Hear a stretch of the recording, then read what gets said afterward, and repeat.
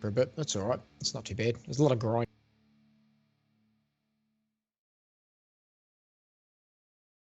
Welcome, we are online.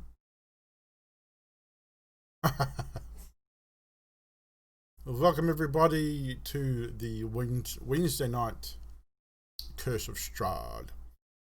Update, I have my new teeth, so I'm going to sound a little strange sometimes. Certain words are going to be kind of weird. I'm getting used to the bottom plate, but they fit better, so that's always a good thing.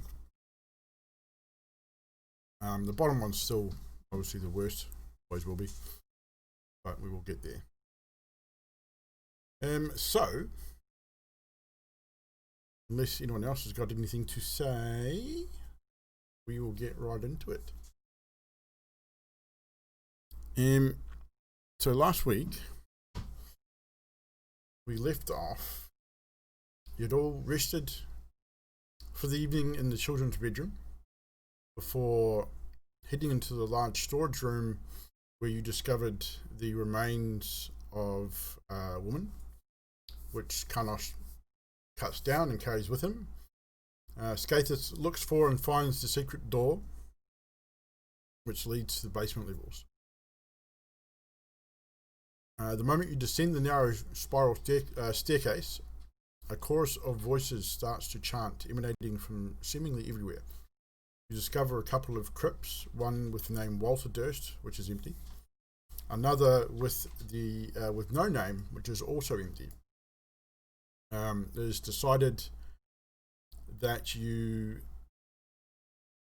were to leave the remains of the children and the woman you found in the unnamed crypt.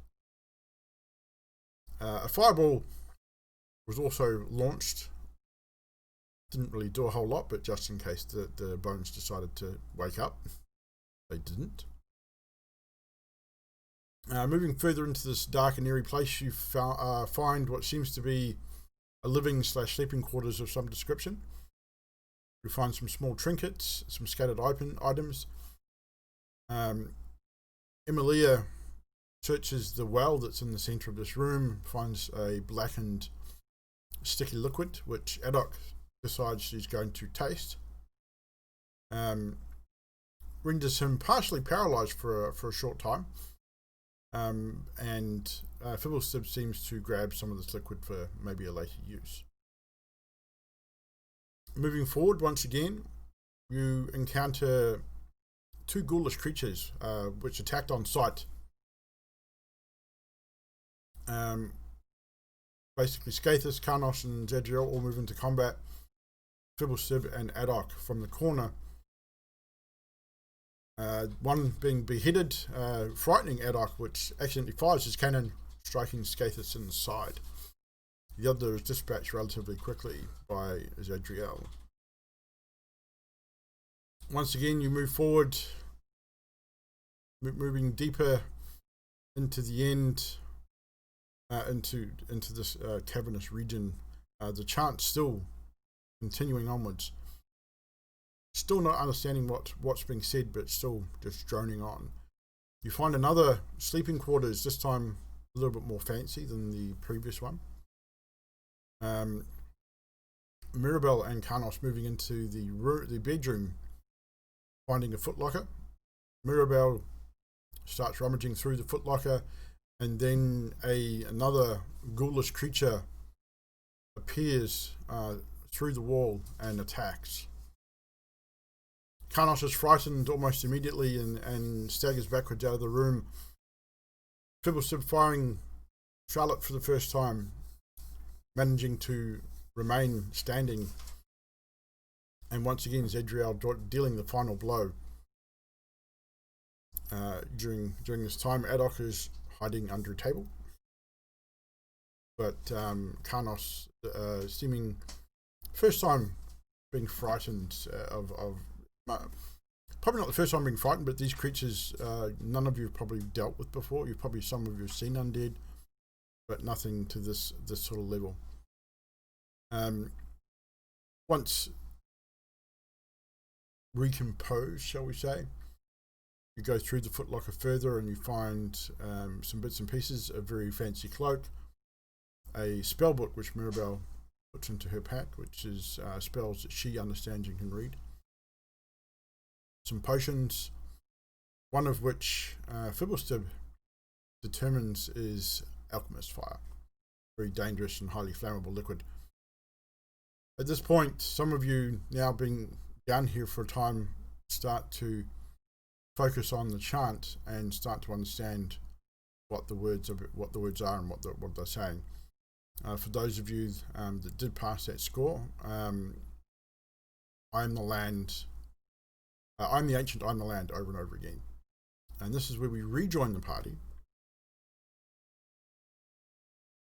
As you all are standing in this small room with the table in the centre. I think Mirabelle was still in the bedroom with Carnos had moved back out into the dining area. But you're all sort of standing, listening. You have in front of you, well, in a part of this room, there's a doorway leading out, which is closed. I'll give you just a reference so we can remember, so you guys can remember where you are.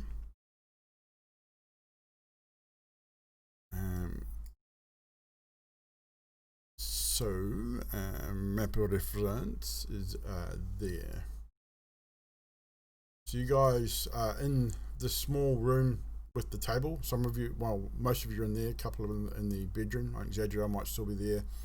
Mirabelle and the rest of you are in the room with the table. At the bottom of this room, right down there, bottom right of that picture, is a single doorway. The chant is still continuing. What are we doing?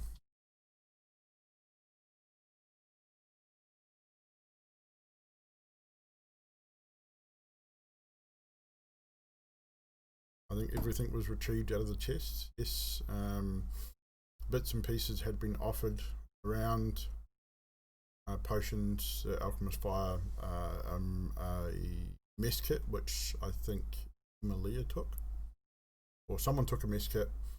There was a set of thieves' tools. Not sure who took that.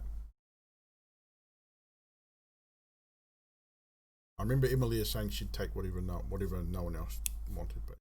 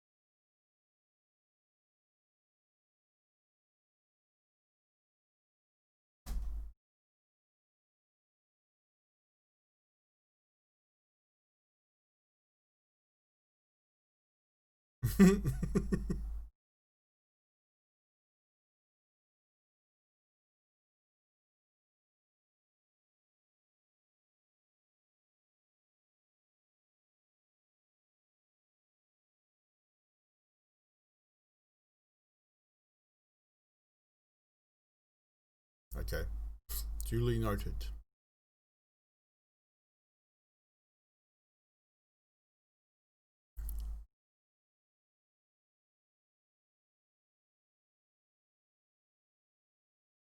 It's still emanating from seemingly everywhere. It's just echoing through the halls. every time you sort of turn and try and listen to see if you can determine which direction it's coming from, it sounds like it's coming from the opposite direction. But no matter which way you turn, it just sounds like it's coming from behind you or beside you or in front of you. It seems to be coming from everywhere.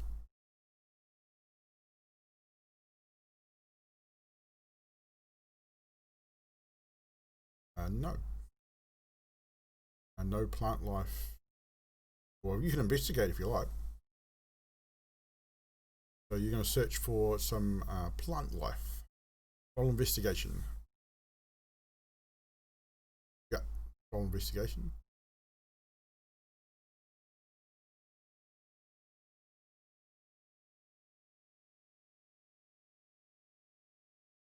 Yeah, no, you look around and you do find an old pot with a little bit of dirt left in it. It's more sand than dirt, but the plant is long dead.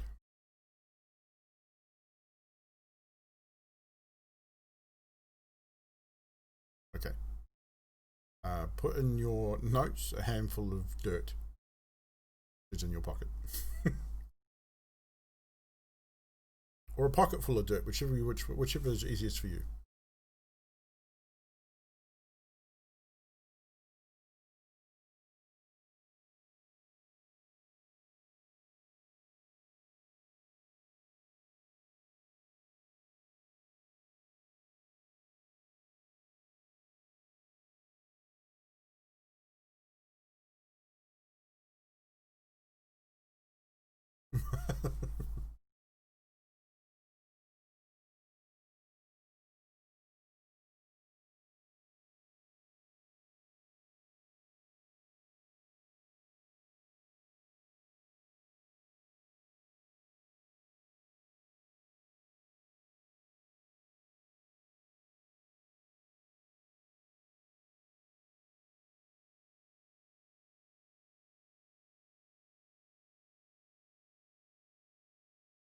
Which you came through the passageway to the top of that picture that we're showing. The only way to, if you want to proceed further forward, is a door which is closed.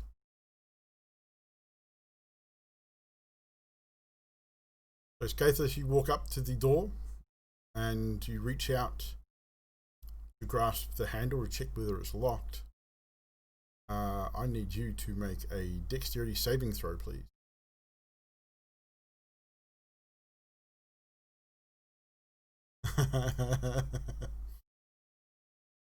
$14. As you reach out and as you reach out and grab the door, the handle, the door shimmers and changes shape. A large toothy maw appears and a large tongue snakes out and grabs your arm. Snakes up around your arm like a python and starts to grip very, very tightly. It's very sticky and it starts to pull you in. With that, I need everyone to roll initiative, please.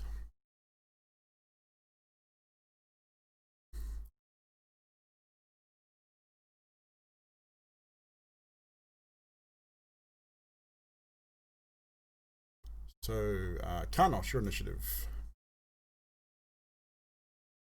17 for Karnos. Edok. 7. Ugh. The low one. Skathis.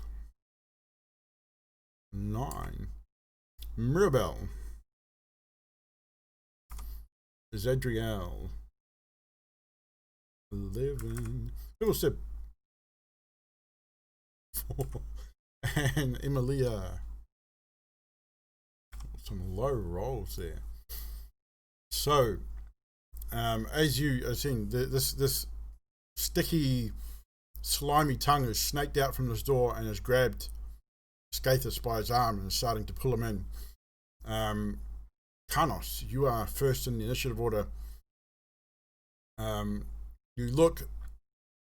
Skathis, do you make any noise at this point? Like, do you cry out? Do you say anything? No, you just. Everyone sort of turned and started heading that way because they saw you across the room. So I would say, Karnos, probably you're in that room already, so you probably notice. And you see the shape on the door change. I don't believe Karnos would have encountered one of these creatures before, possibly. You may have seen one of the something similar as a chest, possibly in dungeons that you've been delving through. But you are not frightened, but you're shocked at the moment because how quick this thing has reached out and grabbed Skathis, and you can see it pulling him in. You are first on the initiative order. What are you doing, sir?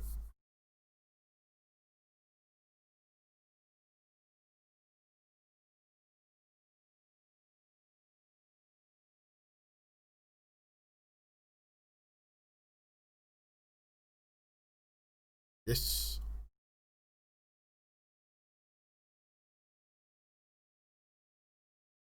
Okay.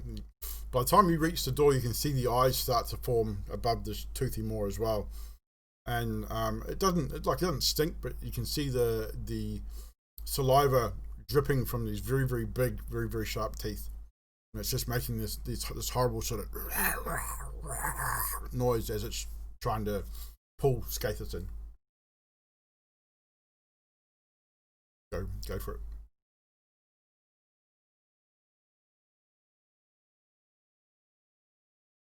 A 12 to hit. That does hit.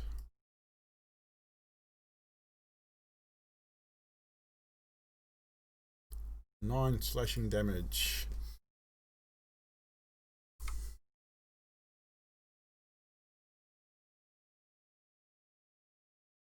Well,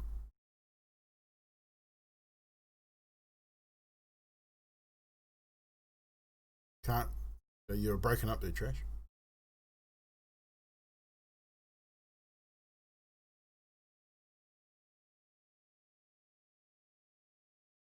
No, not at this point. It's taken the hit.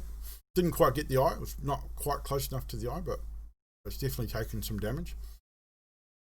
The creature doesn't seem to be affected by the damage somewhat, so it hasn't released its grip on Skathis, but it's definitely taken a little bit of damage. It sounded like it was your axe hit wood, but it also sounded like it flesh. It was a really strange, sort of odd sound. That's it for Karnos. Next up, Zadriel. You would have seen the same thing.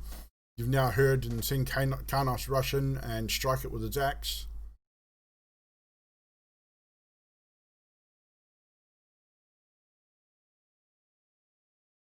There won't be a lot of room. Karnos is probably blocking most of the door with his body as he's moved into attack, and Skathis has been pulled in sort of beside him.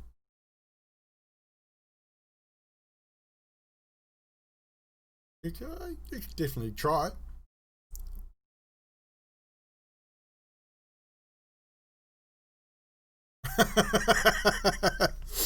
A natural 1 on the on the attack. As Zadriel, you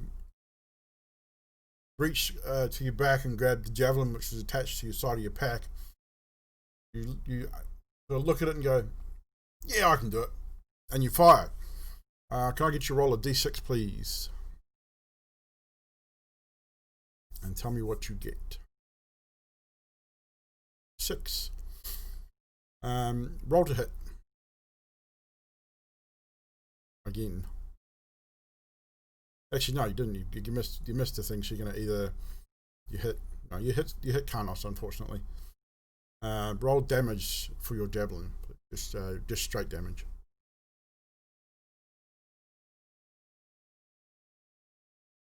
So Karnos, you take 12 points of piercing damage as a javelin is fired from somewhere behind you. You don't see it, but you feel it as it pierces the upper part of your left shoulder from behind. Pierces through the front of the shoulder, in between where your armor joins, and protrudes 4 inches out of your shoulder. Not quite pinning you to the door, but no.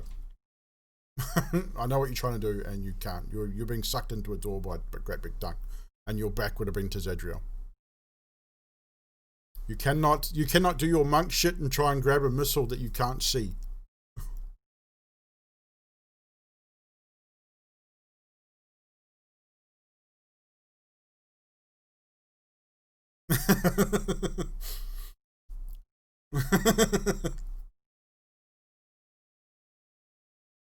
Okay.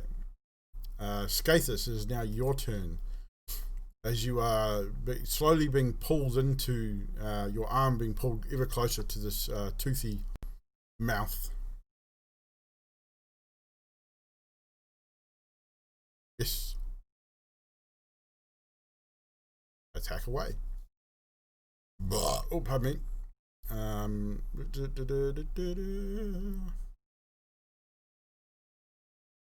That, I'm pretty sure that hits. I'm pretty sure, yeah.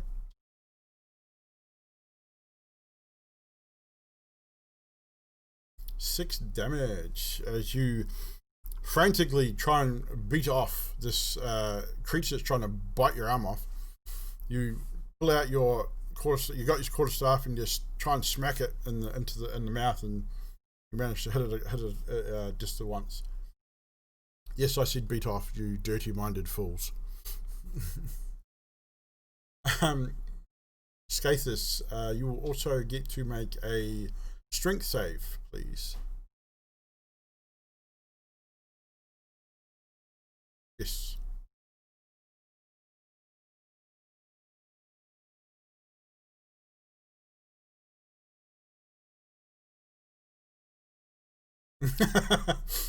You also try and wrench your arm free from this creature, but it's just too sticky and too strong, and you cannot release yourself from its grip. Corona.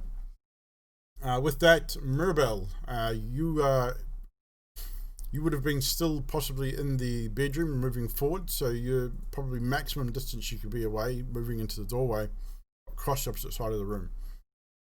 But you can see what's happening from where you are. Yes, you are. Yes, you can.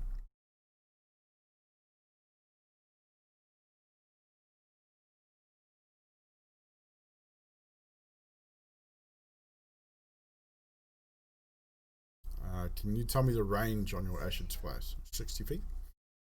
You do realize you have two friends that are also standing in close proximity to this door.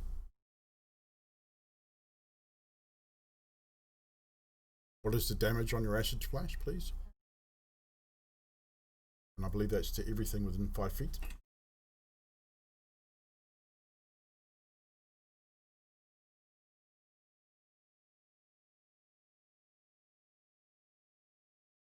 What's the save? What's the save? It does fail. I believe, from what I know about acid splash.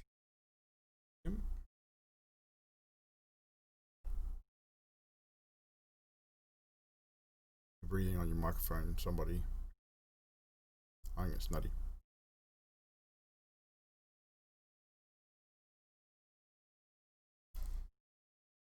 One second, yeah. You hurl a bubble of acid. Choose one or two creatures you can see within range. If you choose two, they must be within 5 feet of each other. Target must succeed on a dex save. It doesn't say anything about extra splash, but for flavor we're going to do it anyway because I'm a mean DM. That's just what I do. So Skathis and Kanos, I need you both to make dexterity saves as well, please. Failure, success for no damage, a failure for half damage.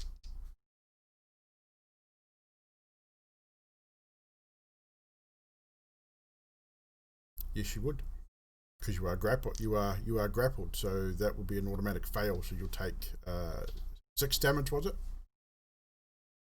So 6 acid damage to you, Skathis. The door also takes 6 acid damage. Kanos.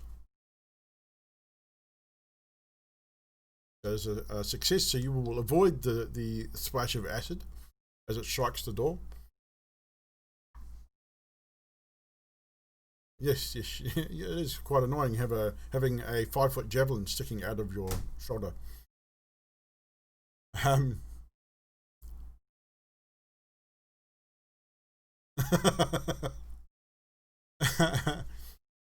with that, is that your turn, Mirabelle? Mirabelle, is that your turn? Adok, it is now your turn. He's taken a bit of damage. You can see he hasn't taken anything from. Doesn't look like his arms hurt, but he's you've seen the acid hit the door and splash back onto Skathis. Probably hit him in the face and neck, and he's taken a little bit. He doesn't look too bad.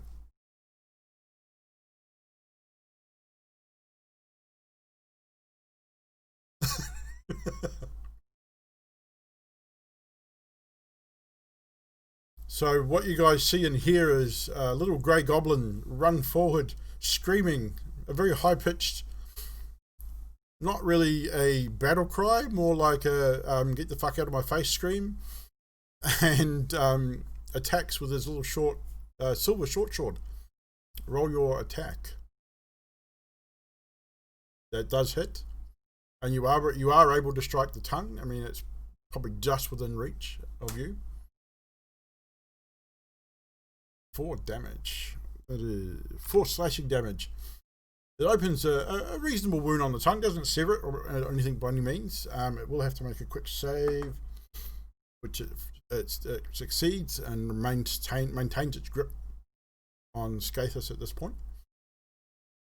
Is that everything that you do, Adok?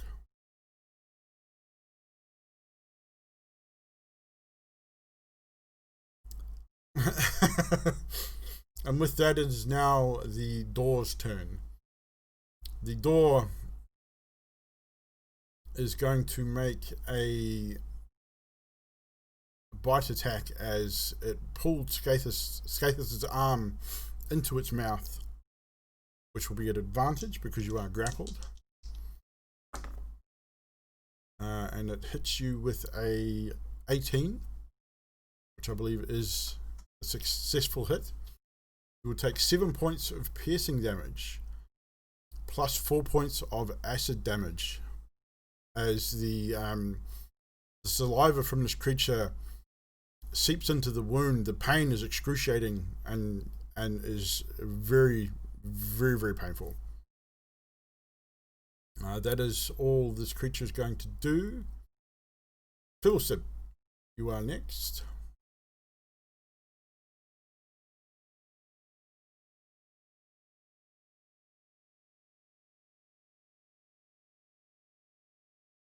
About 40 feet from where you currently are.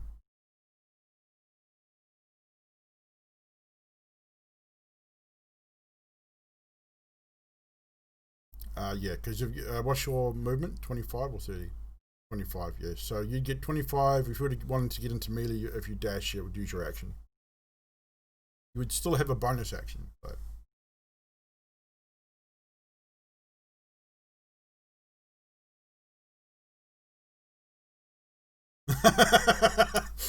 Awesome. I will consider that your free action or bonus action without any problems at all.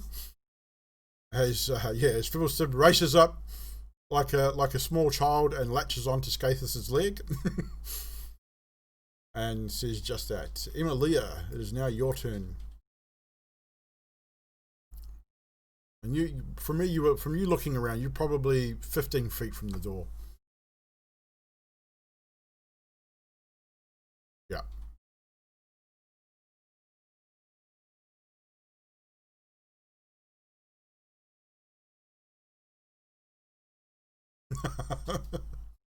So that is your free action.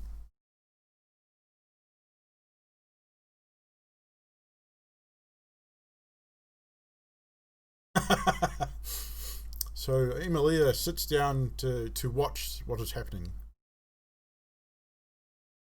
And Karnos, back to you. You currently have a javelin sticking out of you.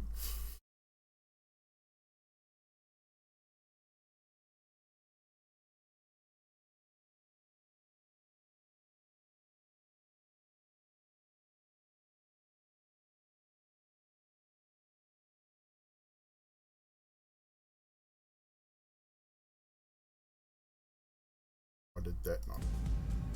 Sorry, Carlos. That's good. Thank you for that. All good, mate. pressed the button when I shouldn't have. Sorry, stream. We're good now. Carnos is going to reach into his, I say pack, but it's probably on his gear belt. Reach onto the gear belt and pull a potion of healing and put a little dab on his wound and then chug the rest. So you received the maximum for that healing potion, which makes for whatever it is, maximum heal. Just a normal potion, so that'd be 10. 8, 9, 10, yep. And now, what are we classing that in this game? Are we classing that as a bonus or an action? Bonus action. Okay, so excellent. That's all right. Just wanted to make sure.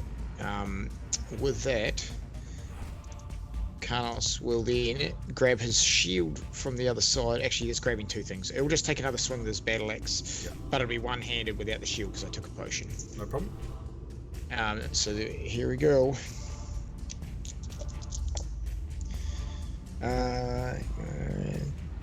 So 22 to hit is a hit, and 10, 11, 12, 13, 14 damage. 14 damage as Carnos strikes forward. Swinging at that eye again. Swinging at the eye. And you do indeed strike through with into the eyeball, and with a loud popping sound, the eyeball explodes. Not sending goop all over you guys, but definitely it pops, and this greyish, sort of greyish, greenish, reddish ichor starts running down one side of this creature, and with that, Skathis, it lets you go, and you now have a free arm as it releases its grip on Skathis. Its tongue snakes back into its mouth, and the other eye just turns and looks at you, Carnos. Is that your turn, sir? Yeah, Carnos is staying right there. Zadriel, is now your turn. Is there any room in this door for me yet? No? Even more so not? Well, you could probably squeeze in between Skathis and Carnos now that Skathis is no longer grappled by the door. So you could probably scoot up in between the two of them and make an attack. Scoot up and use my Warhammer. Or 11. That misses. Yeah. You strike forward and just misjudging slightly. Skathis is in the way. Carnos is there. You can see where your javelin is sticking out of Carnos, and now you can see as you move forward that it's actually protruding out the front as well. Don't forget Adonk. He's down below you, and you strike the door frame just to the left of the creature. The loud sort of clang, sort of metal on stone sound. Is that everything for you, Zadriel? I'm gonna healing hands on Carnos for 3 hit points. Okay, is that a bonus action? It's just a action, features, and traits, I think. I don't think it's an action. Just double check. Yeah. Oh, it is. So I can't do it. Yeah. So It's pretty short. I'm just gonna. I'll just wait. No problem. With that, Skathis, it is now your turn. The creature has let you go. Now that I have both hands, I will use the quarterstaff again with 2 hands and attack. Attack away. For 7. That misses. Slippery from slime, you go to grab your quarterstaff and you misjudge again, striking more the door frame than the door itself, not striking the creature. If I move away, I get an attack of opportunity, don't I? As well, yes. Do whatever you think you would do, dude. I'm just looking at my current hit points. Either way, if I get hit, I'm gone. I'll move back. You're going to move? So the creature will take an attack of opportunity as you move away and misses with an 8. You are lucky. Oh. Its tongue sneaks out, sort of snakes out and goes to try and grab you again as you move away, but it just misjudges the distance and misses. Mirabelle, it's now your turn. And as at this point, your poison condition is no longer in effect. Yay! Would I realise that the door's taken damage? You can see the eyes. You can see the eyes one eye's been destroyed. Right, I would like it And you've seen people hitting it, so you'd assume so. Yeah, okay, so I'd like to Follow that. it to take a... yes. What's the save? Wisdom 12. Don't tell me the number, just tell me what the save. Wisdom. Wisdom save. Natural 18, so wisdom +1 to 19. I won't bother It to saves. roll. So again, the bell chimes out, but the creature doesn't seem affected by your spell. And I don't think I have any bonus actions, so I will just chill. You're just going to chill. With that, Adok, it is now your turn. You are standing just to the left of Skathis. Yep. And you have hacked away at the tongue. Tongue is now snaked back in and shot back out, try and grab Skathis. So you can probably hack it again if you wish. At this point, you've probably seen it sort of shoot out and try and grab Skathis as he walks away. Hell no, I'm going to look at it with my sword shaking. I'm going to turn back to Skathis. It's probably covered in acid damage. I'm going, you're not looking too good, buddy. And then like my hand's going to glow. Yep.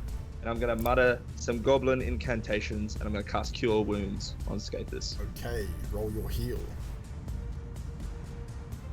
That is 8 healing. So 8 points of healing to you, Skathis. As you step away from the creature, Adok just reaches out and touches you as you walk past him, and you receive some healing. Zadriel, you got something to say?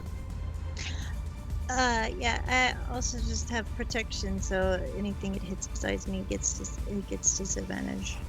Oh, that's a paladin thing, isn't it? So anyone within 5 feet? Or it just... No, just hit? the mimic, the creature gets disadvantage if it doesn't hit me. If it hits somebody next to me. Because you've got... Within 5 don't you feet. have to cast shield to do that? I have to just have my shield. which I do. That's right, you're a shield master, right. Noted. So I'll remember that. So is that your turn, Adok? Pretty much, yep. With that, it is now the creature's turn once again, and Skathis has managed to retreat out of range. Zadriel and Karnos are both within range. Because Karnos, you have dealt the most damage to it, it is solely focused on you at this point, and is going to strike out to you with its tongue, which is a 13 to hit. 13 misses. I'm going to use a reaction Go for it. called Riposte. When a creature misses me with a melee attack, I can use my reaction to spend a superiority die and make a extra weapon attack against it. Go for it. So I will As do that. the tongue snakes out and tries to hit you, you manage to dodge it and you strike back at the tongue. That's a 16 to hit. That does hit. And I'll just check what my superiority die is. D8. So I add the D8 to my normal attack, which is 7, 8, 9, 10, 11 total. 11 points of slashing damage. With that, you sever probably a foot section of this creature's tongue as you strike forward in reaction to its attack, and it reels back. The goo that's coming out of the wound sort of sprays. You will take 1 point of acid damage as some of it does spray across your face, but it is reeling back, and you can see it now. Its form starting to shift again, almost like it's trying to turn back into a door. With that, Fiddleston, it is your turn. You're muted, sir. Firebolt. Firebolt. Yep. Fire away. For a 12. 12 does hit. For a whole whopping 1 fire damage. One fighter, your firebolt strikes just above the creature's other good eye, and it sounds cool. And the firebolt hits the door, and it flashes and flame, but it leaves a little bit of a scorch mark. That's about it. Doesn't really seem to do a whole lot at all. Is that your turn, Fiddlestick? Yep, and I'm just going to step away enough so it can't attack me. Oh, actually, you were attached to Skathis' leg, weren't you? Did you let him go when he ran, or did you stay Well, with yeah, him? when he stepped back, I would have let him go. But Just making sure. yeah, Just making sure you weren't going to do that kid thing and just hang on while he was walking away. nah, he would have had to do with Stricken too. He would have. Well, not with a not with a gnome. He probably would have just halved his movement speed. But just future reference. Emilia, it is now your turn. You're sitting here at your leisure, watching what's going on, taking it all in. Just sort of laughing a bit to myself that you guys are attacking each other. I'm going to cast a level 1 healing word on Skathis Okay, from the comfort of my chair, no problem. which is 5 points of healing. A further 5 points of healing for you, Skathis. Just so you don't die. Anything else, Emilia? I'm going to put my feet up on the table. Okay. So you're going to rock back on the chair slightly and just put your feet up? Yeah, Yep. No problem. very casually. Very casual. Back to the top of the initiative order with Karnos. You can see the creature now. It's not looking too good. The eye is destroyed. Its tongue partially severed. It's now starting to shift its form back to a solid door. Karnos rears the battle axe back once more and just says, with his free action, he says, "Stand back, everyone. There's going to be a mess. And good work, Adok. You look like a hero." And he swings. 17 to hit, That hits. doing only 5 damage this time. 5 slashing. Not quite enough to put it down, but it is looking very worse for wear as you strike forward with your axe, halting the shape-shifting process, and the creature's tongue is sort of lolling to one side, its mouth is kind of droopy, its eyes looking half closed, but it's still, you can hear it's almost that death rattle breath, sort of, it's really struggling now. Zadriel, if that was you, Karnos, that was it? Yeah, that's it for me, thanks. So- Actually, no, yeah, everyone's sort of moved Sure. out of the way, haven't they? There was Zadriel's there with you. Fibblestib's moved up. No, he's sort of still within range, so that we put a firebolt into it. Adok was close enough to be within melee range, and I don't think he's moved. He's sort of off to one side. That's right, I'm just trying not to block anyone out. Yeah. That's cool. No, he's plenty of All room good. there. All done. Zadriel. Warhammer. We'll try again. Warhammer. For a nat 1. A natural 1 with the Warhammer. Once again, you strike forward with your Warhammer and just completely misjudging where or what this thing is. And again, you strike the door frame with such fury that several chunks of stone splinter away from the door frame, leaving a little gap big enough so you can actually see into the next room, funnily enough. But you do not hit this creature. Is that your turn? I think so. Yeah. Skathis, it is now your turn. You have moved away out of melee range.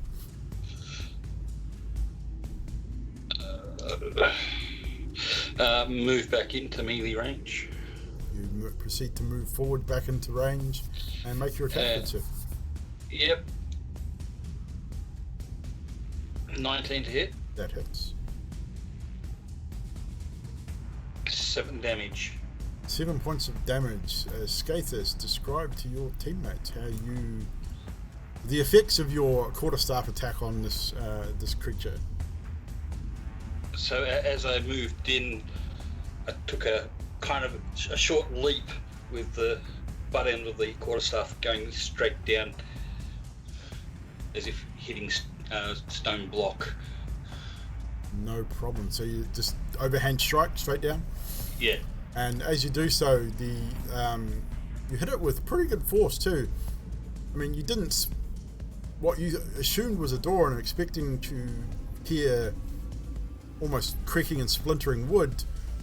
The door, as it dies, its whole shape softens and drops and changes as the creature becomes almost liquid-like, just almost like rubber.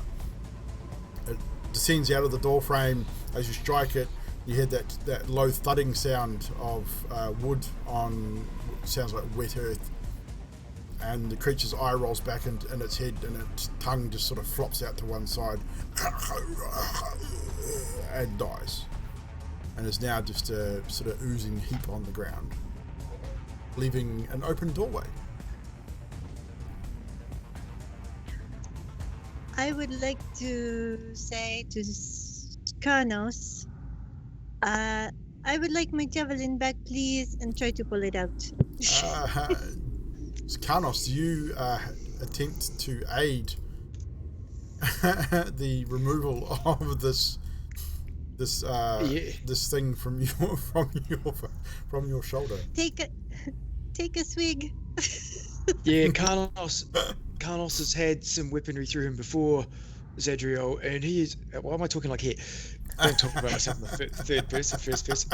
I have had weapons through me before. Just give me a moment. And he grabs his 2 little flasks and he sort of splashes a bit on the wound, and then he says, "All right, on the count of 3, 1, 2," and then he just pushes on 2. I just pulled on 2. Do you push into the wall on your shoulder onto the tip of the javelin to force it backwards, or? Yeah, I'm sort of pushing against the door frame. Okay. I guess I should explain myself clearer. Yeah, I kind of figured what you were trying to do, and with that, no need for a strength check. With Karnos pushing forward onto the door frame and Zadriel pulling, you do retrieve your javelin. A little bit of a spray of blood and further. Well, let's see here. 3 points of piercing damage as it is retrieved from your body, and you are left with a pretty neat little hole that runs from back to front. You can almost see through it. Can I cast Cure Wounds on him? You certainly can. 5. So 5 points of healing, and the wound does start to mend and close over. It's good to know, Zadriel, that what you destroy, you can put back together. I do appreciate that. And Karnos turns to Adok and he rubs him on the head if he gets close enough. He's probably close enough. Just a quick rub on the head. Yeah, you would just notice I'm just heavy breathing, just eyes wide open, still clutching my sword. Carlos goes, "That's it, my boy. You are going to become the first ever hideous goblin hero." No. I want to go home now, please. You faced that door with great courage, didn't he, guys? Come on. Emilius Gaithus, Mirabelle, Fibble, he did, didn't he? Tell him how good he did. He did very good. As good as Mirabelle taking on a broom. The furniture in here is tougher than the ghouls.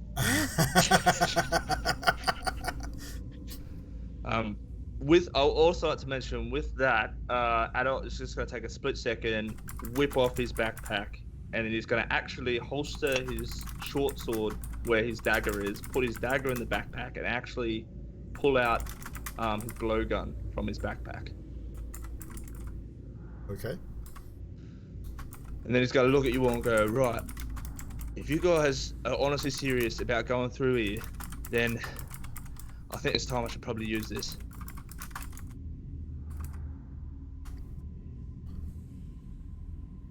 It's a flute. What do you use a flute for? I mean, look, you'll see. Trust me, it's got a bit more firepower than your musket. Did somebody say flute? I can play the flute. Adult's got a flute.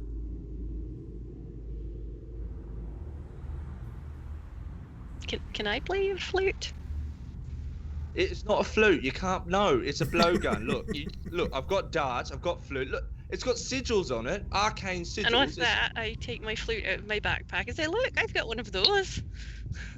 It looks Look at completely. this- It looks completely different to what he's holding. Look at the I size like- difference. Well, actually, no. That looks. doesn't Size look isn't very- everything, Adok. I know mine's Well, bigger than yours, but that doesn't look anything like yours. So, how do you get a sound out of that? It's not. Alright, look. I don't. Look, I'll just. Look, I'm going to show you, alright? And with that, I'm going to cast Firebolt, but using the blowgun. Yep. So as I do it, the sigils are going to glow bright red. And then from that, my Firebolt's going to blast out. Where do you aim your firebolt? Just out of curiosity. To skate this? Just down the hall, just down the new doorway. Through the new doorway. All right. So you fire, yeah, and you see exactly that. The sigils down the length of the blowgun emanate a orangey red glow, and then a firebolt is fired from the end of the blowgun. Wow, mine doesn't do that. See? Do you attempt to play your flute, Mirabelle? yes, Roll I a do. performance check. I want to see how good you actually play.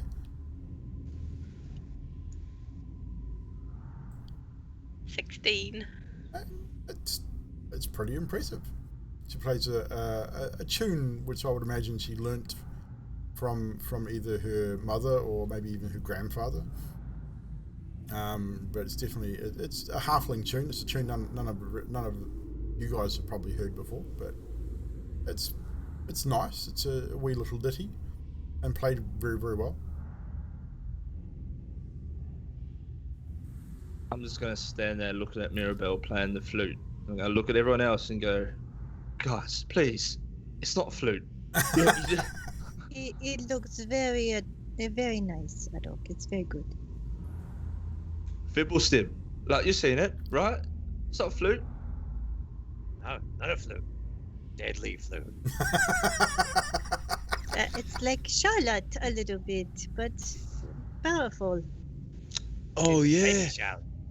that's a good. Adok, what do you call your? I know it's a blowgun. I've dealt with a lot of weapons, but what do you call it? Have you got a name like Charlotte for it? No, I just call it a blowgun. Well, I mean, well, that's fair, right? I can't argue that.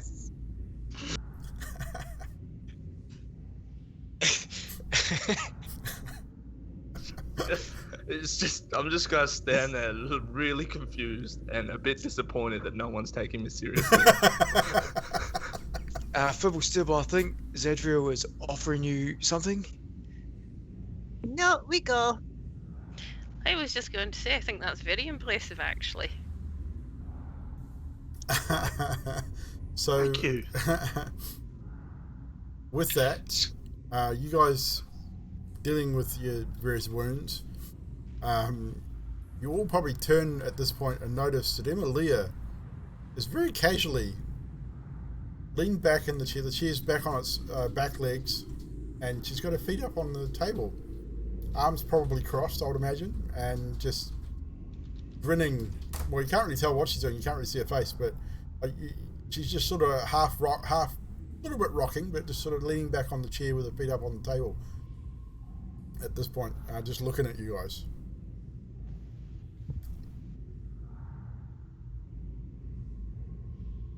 Emilia, do you want to come with us? Have you taken a rest? Your feet are good? Oh, I'm good. I'm just enjoying the show. It's good to see the bands out. People playing the instruments. All I need is a nice warm log fire and I'll have everything I need. Do you not want to partake in the heroic feats, Emilia? I'll come along. I've got nothing else to do. Plus, I don't know how to get home. So, Okay, maybe you. Hang on. Maybe she can lead the way, team. What do we think, Emilia? You take point. not really much of a leader. I'm more of a in the background sort of watch everything else sort of a person. Gator seems to be the best trap finder. Right, fair call. Keep those heels up though. That's good, Emily, with the healing. With that, Scapus pats Adok on the head, shaking his head, and walks to the next room. You start walking forward into the next room. Yeah. Okay. You might learn one day, Trash. You might learn one day. Karnos will actually hang back this time, even though he's been healed. For flavour, he's going to be rubbing his wound and staying to the back of the crew. Okay. I'm not a thief. I'm a monk. I don't know these things. Well, you're not stupid. But anyway, well, I mean, yeah. Well, I'm starting to wonder.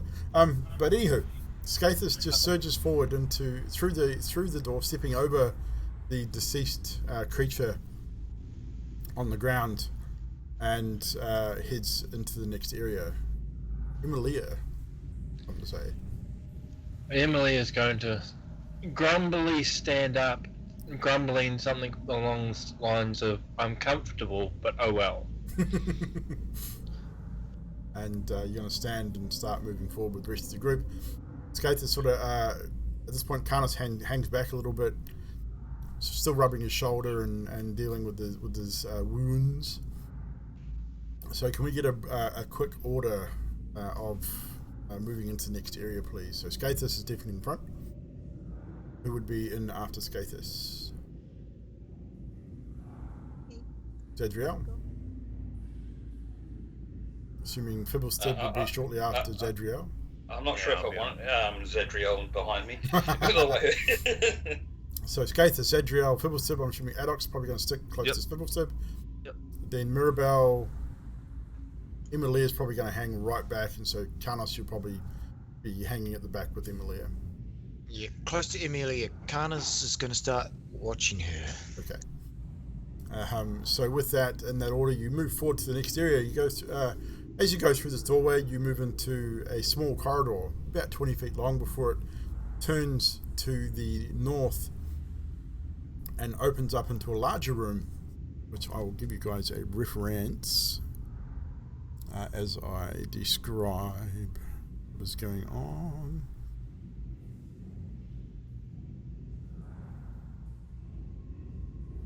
So as you move into this next room, this is what you see. So the room is festooned with mouldy skeletons that all hang from rusty shackles against the walls. A wide alcove on the south wall, which is where the stars are on the map there.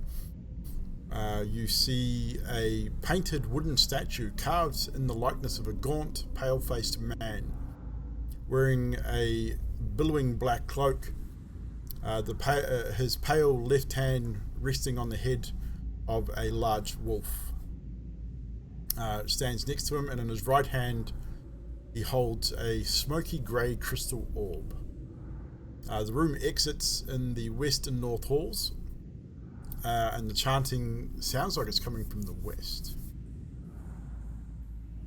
at this point.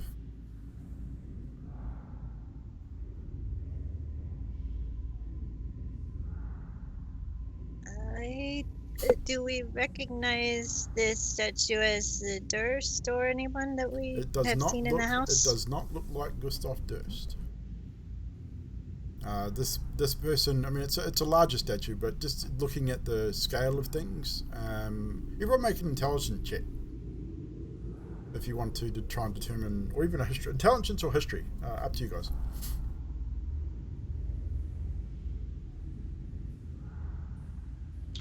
I got 15.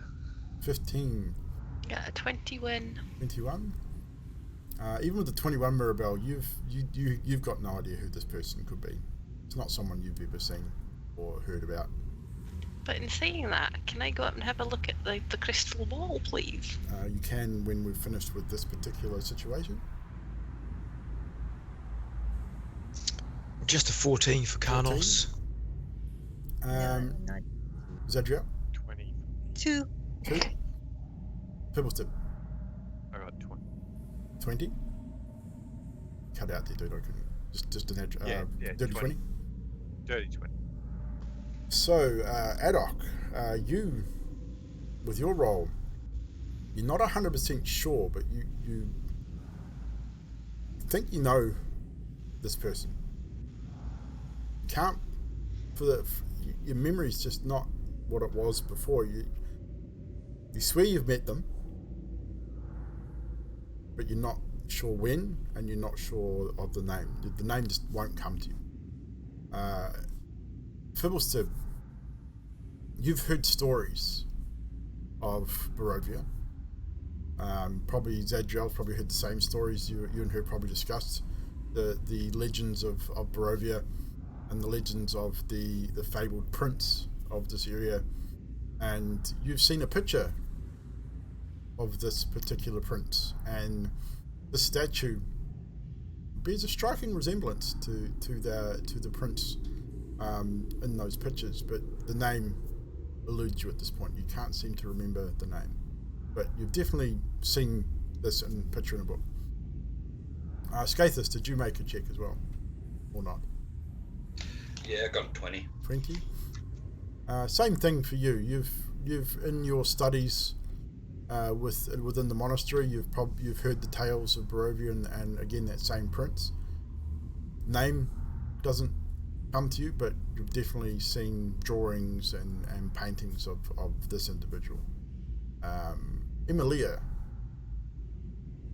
did you roll a history or intelligence? No, I didn't. You didn't? Okay, no problem.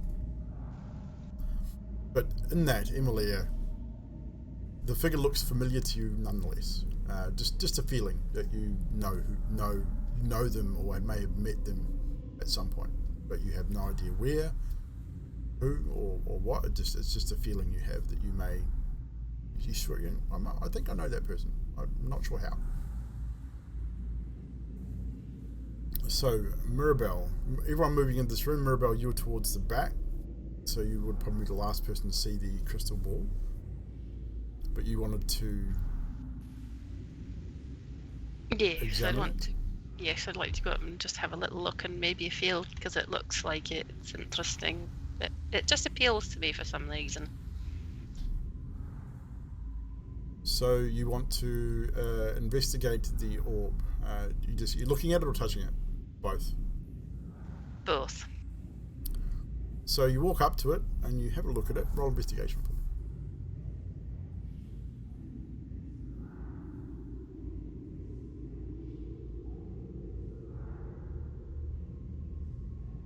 Adok. 20.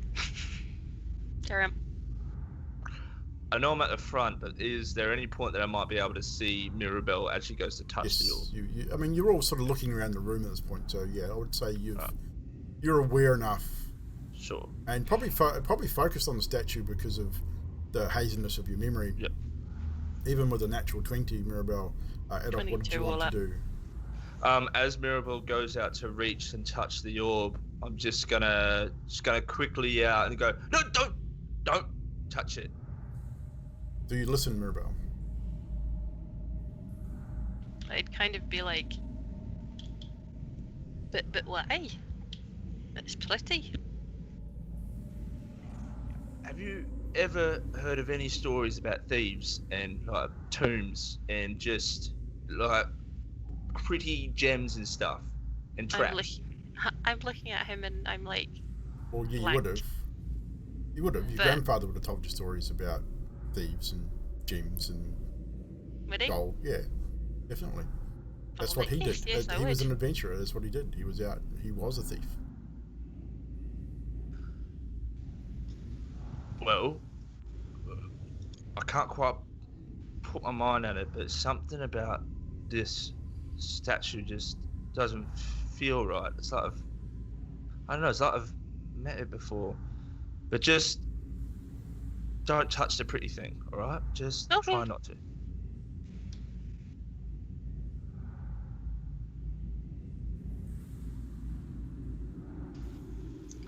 So what are we doing? Is anyone else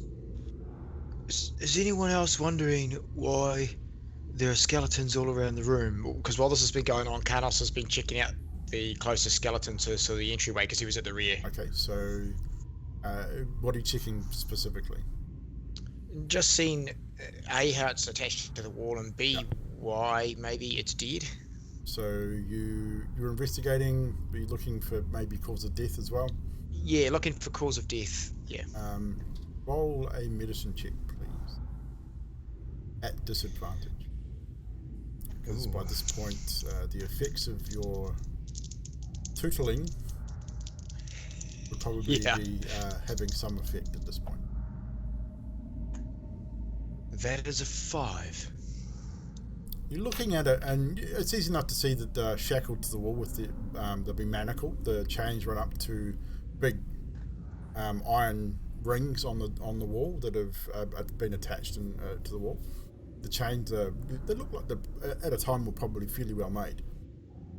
They're all manacled at the wrist and sitting cross-legged. Every single skeleton is sitting the exact same way, and you can't really determine how they passed away, but there doesn't seem to be any wounds of any kind that you can tell. Like the clothing is tattered, but not like doesn't have holes where maybe arrows or spears have pierced, or even where a bladed weapon would have cut it. The robes that they're wearing, which are all the same,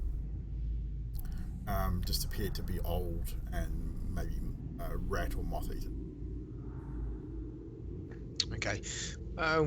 So as Carlos is looking at it, and he knows he's feeling a bit tipsy, that he sort of says to the crew, looks at everyone and says, I don't know how the rest of you fared after the previous battle, but I'm starting to feel a little hungry. Are we able to take maybe a small break for an hour or so, just to... And he points at the hole in his arm and goes, because this is making me a little woozy, as well as maybe the drink I had. Maybe a bit of food and some bandaging, eh? And it's at this point, Zadriel, that this probably would have prompted you to have a nosy at your shield. You haven't done for quite some time. And according to your shield, it is getting very close to sunset. Once again. Well, it is getting dark if everyone else wants to have a little rest, so I could use a little bit.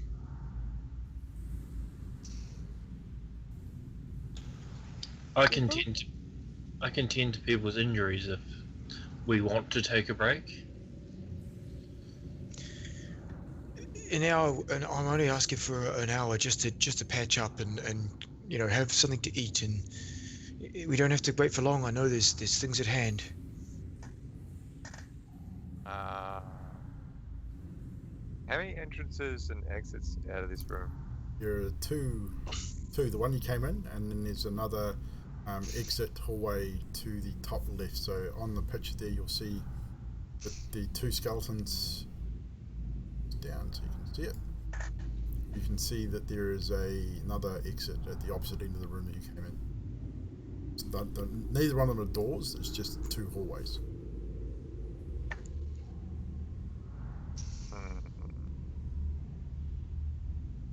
Maybe have rest in better defendable room. I'm not saying sleep for 8 hours. I'm just saying 10 wounds. But yeah, if we can find a slightly better defense room, but going forward could lead to more danger first. What do you suggest, Vib? Maybe bedroom we came from. Good place to rest. Bed. The chair in the last room was really comfortable. So. See? Emilia likes chair. I prefer bed. But we got rest. Okay, it sounds like a plan. Is everyone happy with the plan? Adult at this point, still kind of a bit confused that the statue is hearing that from Karnos is going to go, well, actually, if we've got a spare 10 minutes, I can maybe try and find out what's going on here. What do you mean? Well, I mean, Mirabelle's interested in that glowing orb, and I have to say I am too, and there's like skeletons around, and there's the chanting. Which is still continuing, but it now sounds like it's definitely coming from the opposite side of, like, you guys, where you came in, it looks like it sounds like it's coming from the other end of this room. But you can now more determine a direction. I look at Adok and say, shall we go and have a quick look while these guys are having a little rest in the room next door? That is a terrible, terrible idea. Are you B, sure? Well, I mean, I don't know if you've noticed, but we've been attacked by a door that's not a door. You know, someone's been splashed with acid. I've been paralyzed. Do I want me to keep going on? Like, it's just, no. Wow. Don't mean actually go into the next room. I just mean have a little look around this one while they're in the next one. The splash of acid, And I'm was sorry. actually a part of it. I'm sorry, that was my fault. Well, look, I mean, I don't want to sound like I'm not brave, but I'm not brave. So, like, what? Strength in numbers. Right, exactly. Filberstib is 100% correct. This is why I like him. As opposed to somebody else not mentioning names. He's a thinker. That one, not so much. He's got a point in Karnos' general direction. We could go into the previous room and Adok can point the cannon into this room to kind of have a watch. We could do that. I mean, as long as I don't die, sure, whatever. So good luck, Pin. But I say because it's nearly nighttime anyway, we may as well just sleep, have a good rest, recuperate.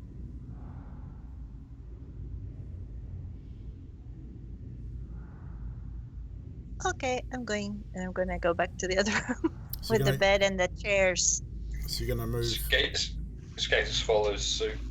So you're gonna move back into this area here. Yes. Yeah, Karnos too. He's gonna go in there and sit down at the table and pull out some of his bandages and things and start, the medic kit and start patching himself up. So is everyone moving back? Just so I know where everyone is. Yeah, I'd be moving back. So is there two doors in that? There is only, Or am again, I- the door that's not a door is no longer there. So you now have an open doorway, which is where you went through into this next area, and then there's a hallway that leads out, which is where you came in previously. So again, still two entrances to this area as well. And there's two chairs near the table? Two chairs, table, double bed in the other area. Alright, I'm gonna point at one of the chairs and go, Put that over there. in front of the door. Yep. That's not a door. Okay. And then go, Put table in front of door. that no door. Yeah. And then give me 20 minutes. I cast alarm. Then we go rest.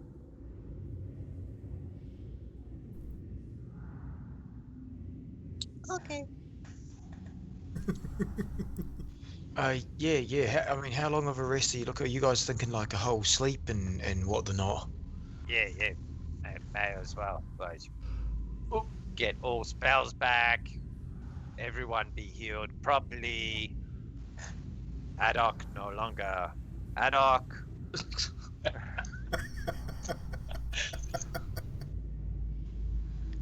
I don't know what sort of magic you have, Mr. Stib, but Adok will always be Adok. Not scaredy Adok. Oh, right. Yeah, I'm with you. Okay, sweet. Yeah, I'm gonna tend to these wounds nonetheless. Yeah. So right. with everyone You go. moving back into what is perceived to be a safer area, a chair is put in front of the door, not door, and the table is placed in front of the hallway leading in from the west, which leaves one chair, which I'm assuming Emily has probably already claimed at this point, and probably leaning against a wall or something. The rest of you sort of get yourselves into a position wherever you want to be and prepare yourselves for a long rest. Emily is going to use the chairs to sit next to Karnos and then Scathos and help them applying bandages. Okay. And then take the chair back into the other room and sort of sit back on it. Into the room with the bedroom, room with the bed. Well, I assumed that they were going to go into the room with the bed, Okay. since they're gonna want to sit down to bandage themselves. True. So take the chair into that room to help bandage them. Take it back again. No problem. Yeah, Karnos was thinking like the dinner table space more So to sit at. Sort of sitting in the center of the room, kind of thing. Actually, Yeah. Now that I think about it, I don't actually have to put the chair in there. I can actually tell it to just be a cube. Yeah. I was thinking, I was like, wait, it's interesting. You can do that if you want, though. I mean, it was kind of cool. Yeah, well, I'll do that and just cast alarm on the two items. Yeah. So, with that, you start attending to your wounds. We need to establish a watch order, unless no one wants to take a watch because of the alarm. It's up to you. I'll take a watch. Emilia? I will go with Emilia. Okay. So Zadriel and Emilia to take first watch. Anyone going to take a second watch after that? Yeah, I'll take a second watch. Oh, I'll take one with Adok. So Adok and Mirabelle for second, and the third and final watch for the evening. Yeah, I'll take final. Scathus. Is anyone going to watch with Scathus, or is he going to his own? Okay, so I'm going to flip straight through. So, watch order is established. Is there anything you guys wish to achieve before turning in for the evening? It is still relatively early evening. I dare say you're all going to start patching wounds. You're going to eat, so mark off rations and things like that. Whatever necessary things you need to do. But is there anything anyone wants to achieve before you decide to attempt to sleep? I'm going to talk to Mirabelle. Yes. And I'm going to ask her if she has enough rations, because I know that she's given a lot to Adok, and offer to share if she needs some. Oh, I've got some still, but thank you very much. I don't eat a lot, so I have plenty to spare. I'm gonna go up to Zadriel and go and hand her my water skin and go, Do the thing. Do the thing. Is anyone watching us? quick look around and go, Nope. Okay. Everyone make a perception check, please. Well, everyone except for Zadriel and Fibbleston, because you guys know what you're doing. So actually, which room will you guys be in, just quickly? In the main room still? Is everyone in the main room? kind of away from everyone else. Yeah, I mean, are you all in the same room though, or who's in the bedroom, who's in the main room? I think we are. Karnos' would've main been- room. Yeah, I would have been main room to do the two rituals, to cast the alarm. Yeah. And then go on to Zadriel after that. Okay. Everyone make a perception check anyway. I got an 11. 11? You probably didn't notice. No, you wouldn't have noticed. You've been busy, occupied doing your own thing. Mirabelle? 14. Probably not. Karnos with a 2. 16. Scathus, you probably noticed that Mirabelle was doing something with the water skin. You're not sure what, but whether you want to say anything is up to you. Emilia, did you... What was yours? 14. You probably didn't notice either. So, Scathus, you're about the only one that notices Zadriel doing her thing. She's doing something with the water skin. Like, she's making motions, but that's about it. You're not 100% sure. Whether you question it's up to you. Nope. Cool. So, Zadriel, you do your thing. Okay, Feeble Steve, you're good to go. Enjoy. Thank you. I take the water skin and go over and just take a couple of good sips and go. It's a good year. It was 5 minutes ago. How much of that do you drink? A sip? Just a couple of sips because I'm savouring it. Okay. Then I recork it, No put problem. it back in my pack. Not a worry. So, with that, does anyone else want to achieve anything before turning in? Mirabelle. I would like to look over at Adok, and then I'm going to just do a little conjuration spell, and all of a sudden in my hand you're going to see another What spell are you casting? dart gun. It's conjuration. Yeah, what's the spell called? It's not there's not a spell. Has to be a spell. You can't just conjure Minor stuff. conjuration. Thank you. That's why I asked what the spell was. Oh, it's not in my spell list. Well, then you can't use it. It's under features and traits. Well, then it should be in the spell list. Jesus, woman. What's it called? It is a spell. It's minor conjuration. It costs you an action. Yeah. No larger than 3 feet. On a side, no more than 10 pounds. So what are you conjuring? I'm conjuring another little dart thingy and saying, "Look, I A can do blowgun. this." Yep. Does it look exactly the same as his? Probably not exactly the same, but that's what what does I was yours going look for. like? Well, maybe the sigils on the sides are a little bit off. Okay. So then you approach that dog, yes? Yeah. Go look. I've got one of those as well. See? I'm gonna look at Mirabelle and then have a closer look at this blowgun. Make a perception check with advantage, because you know what a blowgun looks like.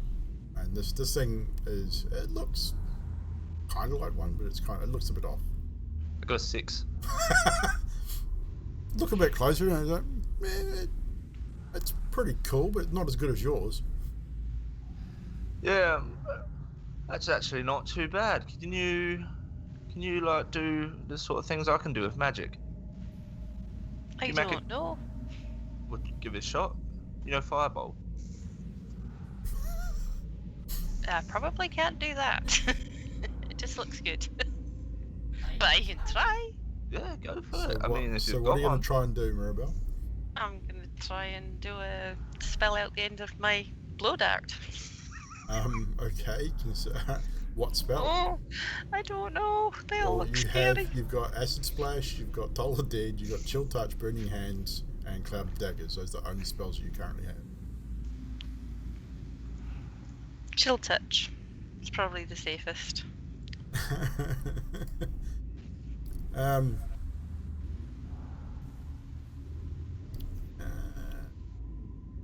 So you bring the fake blowgun to your lips and attempt to cast Chill Touch. Yep. Roll.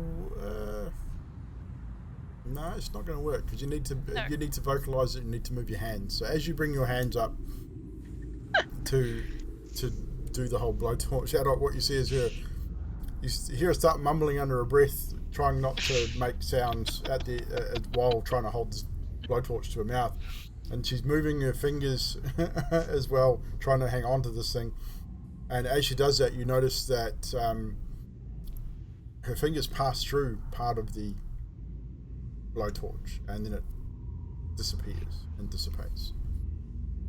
Right as the Till Touch is released, because it is you create a skeletal hand in the space of a creature within range. So, Adok, you're definitely within range. You notice a large skeletal hand appear in front of you, and you will need to no, Mirabelle, you'll need to make a ranged spell attack against Adok, please. Oh, 13. Does that hit you, Adok? Oh, It does not, no. It doesn't? No. So this skeletal hand just appears in front of you and tries to touch you, and it's probably twice the size you are. But you definitely notice the blowtorch disappear, and then the skeletal hand just appears right in front of you and tries to reach out and touch you. And then I'm like, oh. as soon as it happens, I'm gonna like duck, scream, and go, "Oh, Oh, sorry, that wasn't meant to happen. that is not what I can do. I don't know what that sort of blowgun you've got is. Just don't come near me anymore, all right? Like, just stay away." I look at him and say, "Look, it's gone. It was just an illusion. And sorry, that wasn't actually meant to go anywhere near you." Calm me down a little bit. I'm just gonna say, right, if you actually want a blowgun, like mine, I could make one for you. Oh, could you do? That'd be great. Just promise me one thing. Yeah, Don't ever do that again. I promise. Ever. I promise. Okay. I'm I gonna won't go and stand over in the promise. corner. Right? Is there anything else anyone else wants to achieve before we turn in for the evening and take a short break? Carnos. Yeah, just Carnos goes, and just trying to remember who was the watchers. Who was the first watch again? Zadriel and Emilia will be first watch. So Carnos goes over to Zadriel and says, "Zadriel, I know," and he's trying to be quiet about it. "I know you're doing first watch. Can you do me a favour? Mhm. I'd like you to keep a keen eye on Emilia. I think there's something off with her." All right. What do you think it is? It's got a lot to do with the face of the wolf, but it also has a lot to do with maybe the way she was just kind of sitting back and let everyone take the beat down. You know what I'm saying? She did a little bit of healing there, and it's wonderful, but I feel like there's something not quite right there. Well, all of us have a role, so I will go find out what hers is. How's that? Yeah, just watch her. I don't know. Just keep an eye on her. It's all I ask. And then he goes over to who was second watch? Who was second watch? Adok and Mirabelle, I believe. Mirabelle. So he says the same I'll get thing in a to second, Adok. Emilia. He says the same thing to Adok and Mirabelle, basically. "Hey, can you keep an eye on Emilia? I just don't know if there's anything quite right there." And then he says the same thing to the last watch, Skathis, as well. Emilia. And that. Emily is going to say, "I need to go to the toilet, and I'm going to leave via the way that we came originally, Yep. and go out into the hallway. Yep. And I'm going to use wild shape to change my form into an animal. I can't remember how to access my animals, to be quite honest. They're on your extras tab, Dib. On extras. Yep. Excellent. I'm just dire wolves at the top, so I'll go with that one.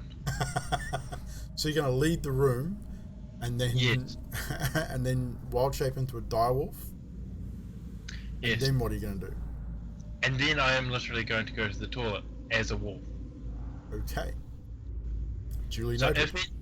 if anyone comes out, they're going to see a wolf going to the toilet. And Does if anyone they don't- in that point? Does anyone follow Emilia as she says she needs to go relieve herself and leaves the room? No. Man, yeah, Carnos is suspicious as hell at the moment of her, so yeah, I think he would just try and sneak. So you're gonna go just you're gonna wait till she leaves and then follow, or you're gonna just follow directly after? Wait till she's sort of just out of sight and then try and sort of follow her way back as best he can. So, Emilia, you excuse yourself, you lead the room. Carnos, roll, if you're trying to be stealthy, roll a stealth check, which for you would be a disadvantage. Disadvantage for my armor, yep. And the fact you're still a bit tipsy. And tipsy and sore. And sore. 7, that's not too bad for disadvantage. It's not too bad, but Emilia, roll a perception check as you, I mean, you're not expecting anyone to follow you, but just a general perception check as you leave the room and head out. 10. You do hear footsteps behind you as you leave. Whether it concerns you or not is up to you. Do you glance back, or? I'm going to continue. Basically, where that map was, I'll just be around the corner so that they can't see me, and looking up the corridor, Yeah, so just around that corner around there, looking up the corridor to the north. Okay. I won't glance back. Basically, I'm going to relieve myself, and then I'm going to turn back into a person and walk back into the room. So I'd say by the time you get to the corner here, and as you glance up there and where do you wild shape? Is it the moment you leave the room, or as you get to the corner? It's probably in that middle block before the corner. So Karnos, you probably would have reached. You would have reached the door. Yep. As Emilia is reaching the center block of the corridor here, and you would indeed see her whole form, shape change. She goes slowly. Her form drops in height, not much. The direwolf is quite large, but you do see her change form into a large wolf. You see that form move forward to the corner of the hallway. You see the direwolf urinate. Do you defecate as well, or just urinate? Just urinate. Just for flavour. You see the wolf urinate, and then as she turns back towards you, do you duck back at this point? As the wolf turns back? It would have been peering around the corner, so I just, like, as she turns back, I just duck back in the doorway. Okay. And so you would not have seen the retransformation. About 3 or 4 minutes later, as you retreat back into the room, sort of reeling at what you've seen, Emilia in her regular form returns and takes her seat. I wouldn't have said anything. Nah, say nothing. But I feel like Karnos would have spoke to the others after that happened. He still would have just done the exact same. Said, keep an eye on her, he's suspicious. That would have probably been more of a reason to tell them to keep an eye on her. Well, either way, I mean, I would assume that you would have spoken to them before this has happened. So this is now, you've already spoken to the group. This has happened shortly after that. Yep. So whether you want to re-speak to them, it's up to you. As he comes back past Mirabelle, he goes, because Mirabelle's his most trusted one at the moment. Yeah. He goes, Mirabelle, 100% keep an eye on Emilia. She's there's something not quite right there. 100%. What do you mean by not quite right? She's changing forms when people aren't looking somehow. Not sure how or why, but she took a pee in the corner out the corridor, and that's not normal. In the corner? What? Why would you watching her take a pee? Because I didn't know she was taking a pee. She was, she turned into like a wolf, and then took a pee. And it's weird anyway. I'm not really sure. Just, you need to keep an eye on her. What if she turns into a wolf and eats you? I'm just looking at Karnos going... Mirabelle, I've been down this road. Mirabelle, make a wisdom save, firstly. Uh-oh. Because Karnos has just informed you that Emilia has turned into a wolf. 21. While this does not frighten you, it intrigues you somewhat. Yes, it does. Okay, she's turning into a wolf. I've not heard of that before. That's kind of cool. You're a little naive, so you've not really got some computing what he's saying, but you're kind of a little bit excited about it. I honestly, I'm a little bit more worried as to why he's watching people pee. It's not something that we do where I come from. Is that what you're saying to me? Yeah. Look, I wasn't trying to watch her pee. I was suspicious of her. She was leaving the entire group on her own, so I had to look around the corner. And she's a wolf? But she wasn't a wolf at the time. She turned into a wolf, and then I watched her turn into the wolf, and I was like, whoa. And I'm just like this, going, just hang on a second, and I'm like, it's intrigued me now, so I'm just going to go and have a look myself. Roll an insight check as well, because Karnos is not slurring his words, but he's 15. borderline. Like, he's borderline. Like, the words, you can tell he's probably. You've had enough to drink in your time. You've seen enough drunk people know that he's getting there. So what was Yes, I have. what was your insight? 15. Yeah, you're not sure whether you believe him or not. He seems genuine, like he seems definitely genuine what he's saying, but because he's probably less than sober, he's not drunk, but he's definitely not sober. Yeah, you're not sure you believe what he's going on about. But I'm still going to You're still have a intrigued, little yeah. look around the corner just to see. By the time he comes to you, Emilia's come back into walking back into the room. So as she walks back in the room, she's in the same form that you've seen. You can see the bottom of the bottom of her face, which still looks like a wolf. And you just think, she's the same. She's got a wolf face. I mean, well, of course she looks like a wolf. That's sort of how you deal with it. You think, well, he just watched her pee. Like she has a wolf face. I mean, Why did he watch her pee? exactly. Before we carry on, we're gonna take a break there, guys. We will pick it up with Zadriel after the short break, and we will start our watch. Unless Zadriel, what you were wanting to say was directly correlated to what these guys were talking about. I just wanted to ask if he is kind of slurring. Is he doing that really loud whispering thing? So, like, can we hear a little bit, or?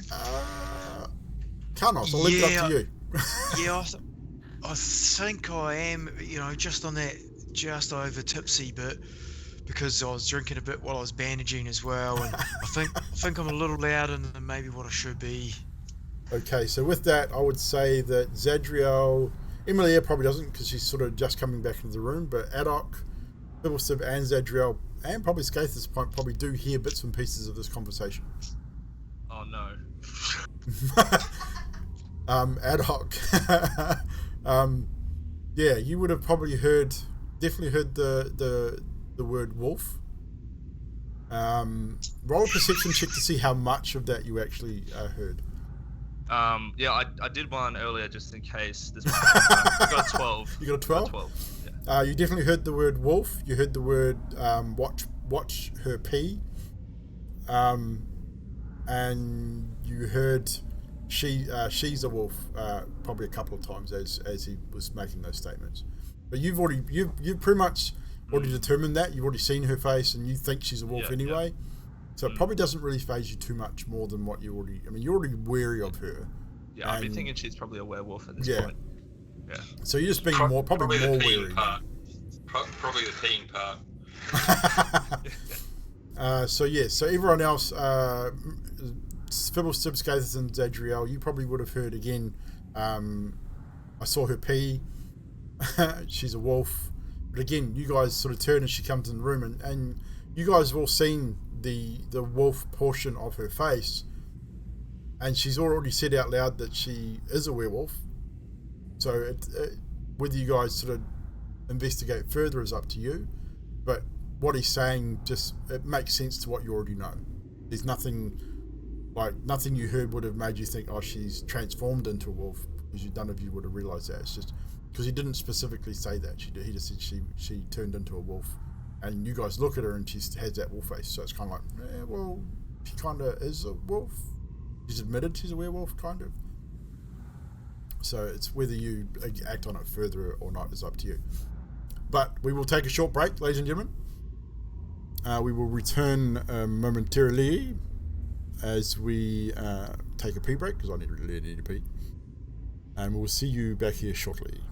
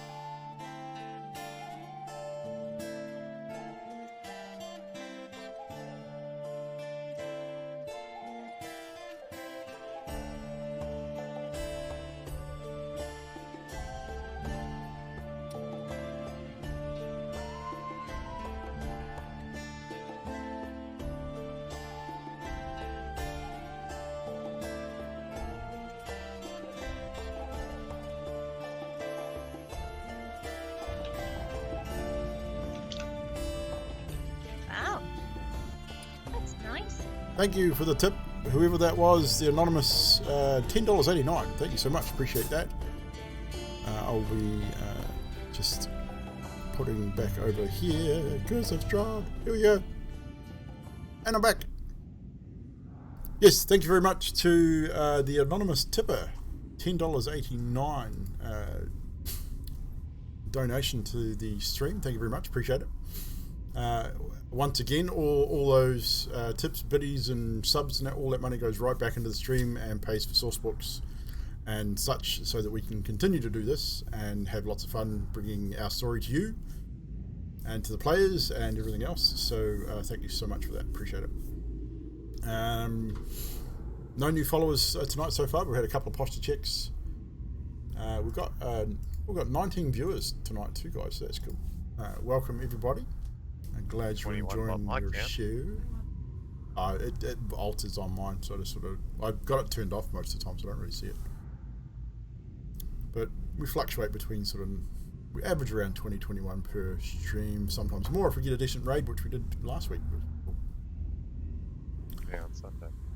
But yeah, so we will now return to the realms of Barovia, where the Karnos and Mirabelle were just discussing the peeing of Emilia, and some of you overheard bits and pieces of Karnos's discussion, as his demeanor has changed a little bit. He's not, let's say he's not drunk, but he is definitely under the influence of alcohol and is whispering a little louder than he probably should be. Emilia, at this point you walk into the room and everyone's still roughly the same point. You see Karnos sort of bent over talking to Mirabelle, or kneeling next to her, one or the other. As soon as I see her come in, I'm like, oh, hang on, she's here. And Emilia, you return to your chair. So with that, if there's nothing else that anyone else wishes to discuss with somebody before you turn in for a rest, we will head into our first watch. So Emilia and Zadriel are taking first watch. The rest of you find a place somewhere in these two rooms and get as comfortable as you potentially can and drift off. So Emilia and Zadriel, you are the only ones awake at this point. Right. I'm going to sit up right next to Emilia and get my flask out and take a sip and pass it to her and see if she takes it. What is in your flask? Wine. Wine? Emilia. I'm going to remove a water skin from my backpack and say thank you, but I have my own. Oh. But I will drink with you if you care to drink. Sure. You know, Adok mentioned vampires and wolves and things like that, and I wondered, do you think we are killing these things just because they are undead and bad, or because they attack us, or why do we do it? No, I am unsure. We just do. I mean, they obviously hurt the children, so we're here to help the children. Oh, sorry, is that me? No, that was just Michelle's game. Oh. Well, So yes, we're here to help the children. I was thinking, you know, I had a sort of a sense thing I do, and it detects the undead, and I came up with you. So I was wondering if you'd like to talk about that. This is not something I talk about the other people very much, but I feel you may be able to be trusted. I'm going to pull my hood back, so completely. But it's what you'll see is the head of a wolf, and I'll pretty much pry my jaws apart, and you'll see. If you look right, you will see a face within it, and it's a white face. And then I'll close my mask and raise my hood again. So what you saw was a very, very pale skin, pale eyes, but albeit very briefly, and not enough to get a real clear view on what she looks like, but definitely she is humanoid, or human, is what she looks like underneath what you now know as a mask. I'll say I am human, but there is reasons for that I cannot go into. But Okay. I am not a werewolf, as I have said. Oh, so why do you say you're a werewolf? Because it's more exciting, or because you want Carnos to kill you? Why is it? I do not socialize with people very much, and I try to avoid it. The mask is a good way to keep people from coming near me. Usually I wouldn't go into an inn because they would kick me out for fear of what I may possibly be. So you are social distancing because you are undead, then? Not undead, but not quite alive. If that makes any sense. But it probably Well, doesn't. Roll an intelligence So check do for you me. like being with us? Roll an intelligence check, Zadriel, please.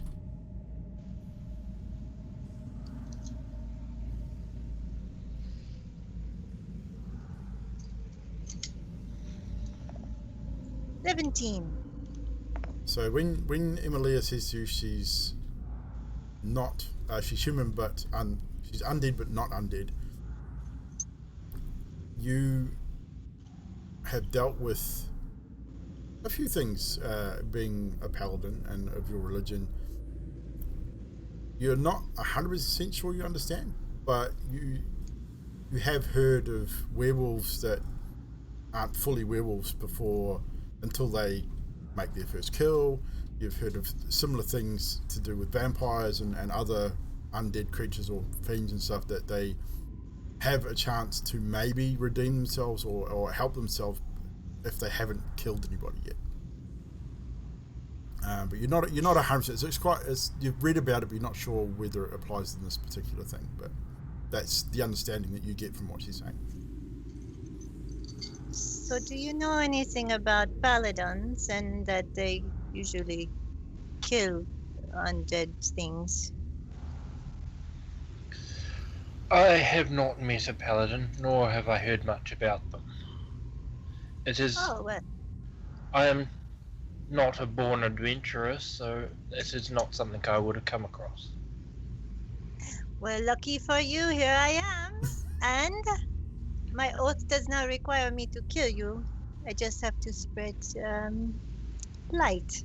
So, if you are going to be nice, I will help you.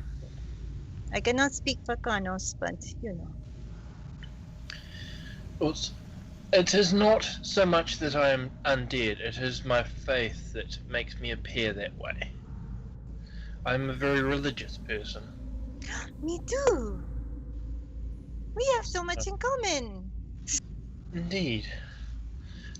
So you're a paladin, does that mean you are of the daytime and of the light? Yes, I worship the sun, the DM. He is very good to me. What about you? I am of the light of the moon. So the light and the darkness. The sun and moon. We are like best friends already. Oh. Indeed, tall yellow eyes. Oh, you know, how do you pray to her, him? Speak. Yes, I have a ritual that I must perform. When each night I must perform this ritual, and after I kill someone, I must perform this ritual. I don't. When I say kill someone, I do not mean kill someone as such. I mean like kill an animal or defeat a foe. I must perform this ritual. Oh. Eh, Sounds pretty. As it is night time, I can show you what I mean if you would like. It is a simple prayer and a simple ritual. It does not bother me if you see it. Okay. I watch. Take a drink. I'll step back and kneel down on knees and feet, and from under my robes I will draw a small dagger. I will push this dagger against the palm of my hand so it draws blood, and I will draw the blood onto my fingers, and I will lift up my robes, and under my robes near my left thigh, I think it was, Yes. there is a symbol of my god, and I will rub the blood around the circle of the outside of it and say my ritual prayer. And then I will reach into my bag and grab another flask, another water skin, and take a large swig. And then put that back into my bag and say this is my ritual. I can show you mine. You want to see? I do. I am interested. Okay. So I take a hand, which has the dagger cut in it. I'm going to lay on hands and heal it.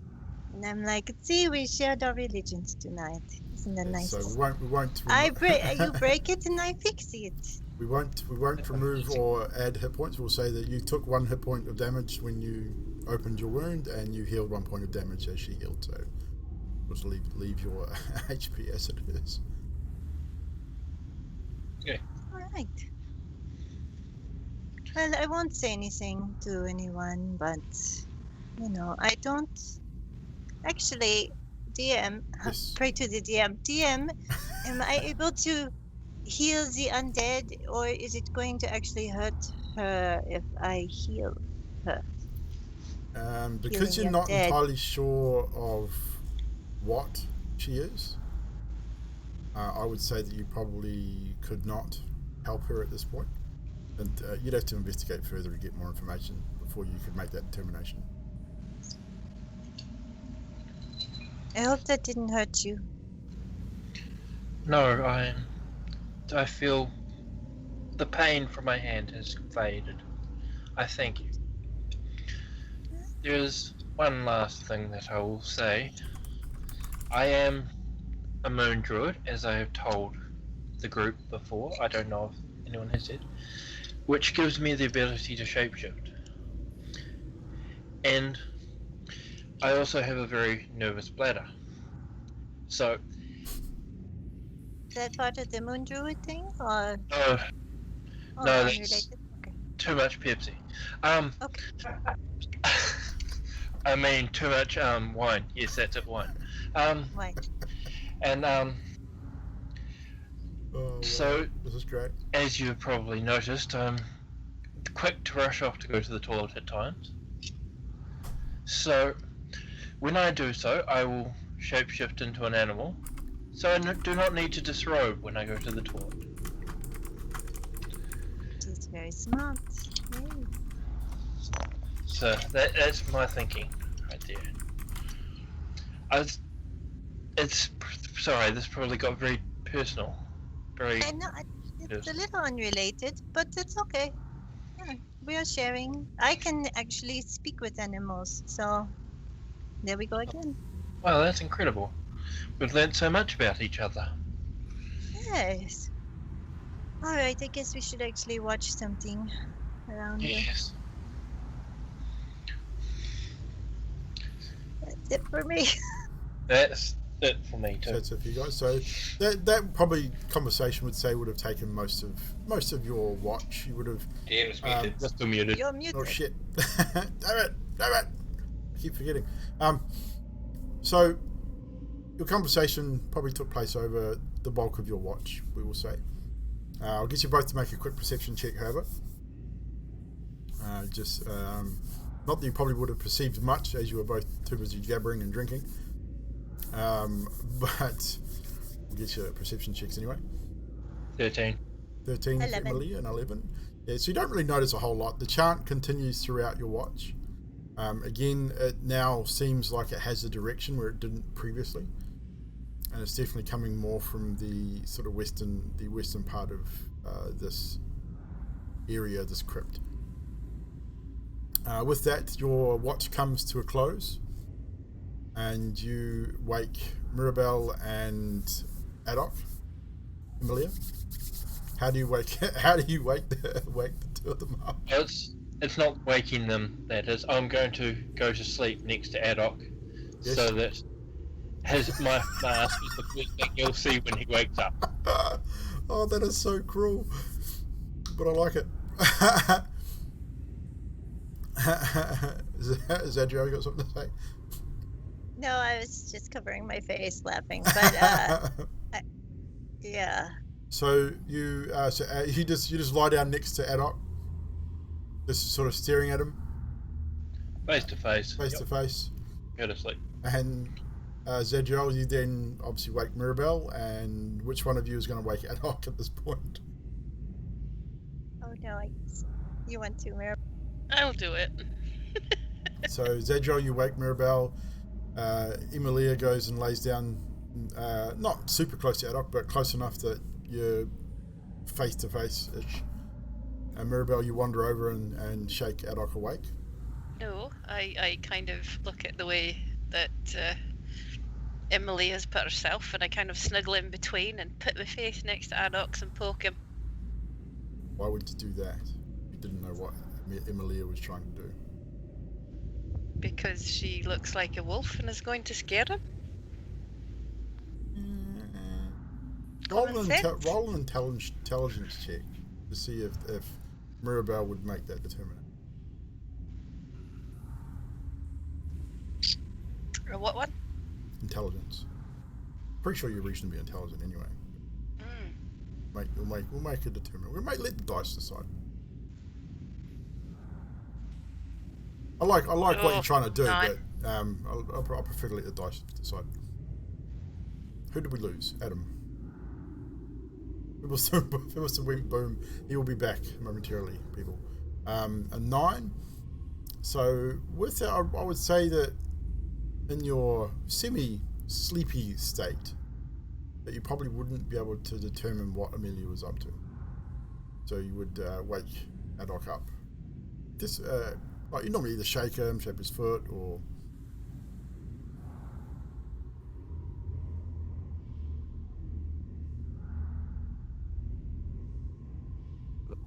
Alright, I wake Adok up and give me a shake.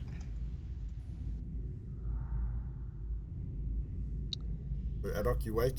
Yep. Your eyes flicker open.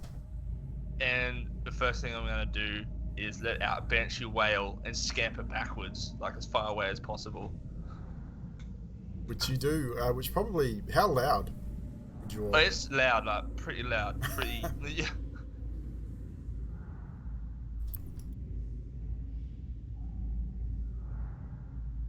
So with that,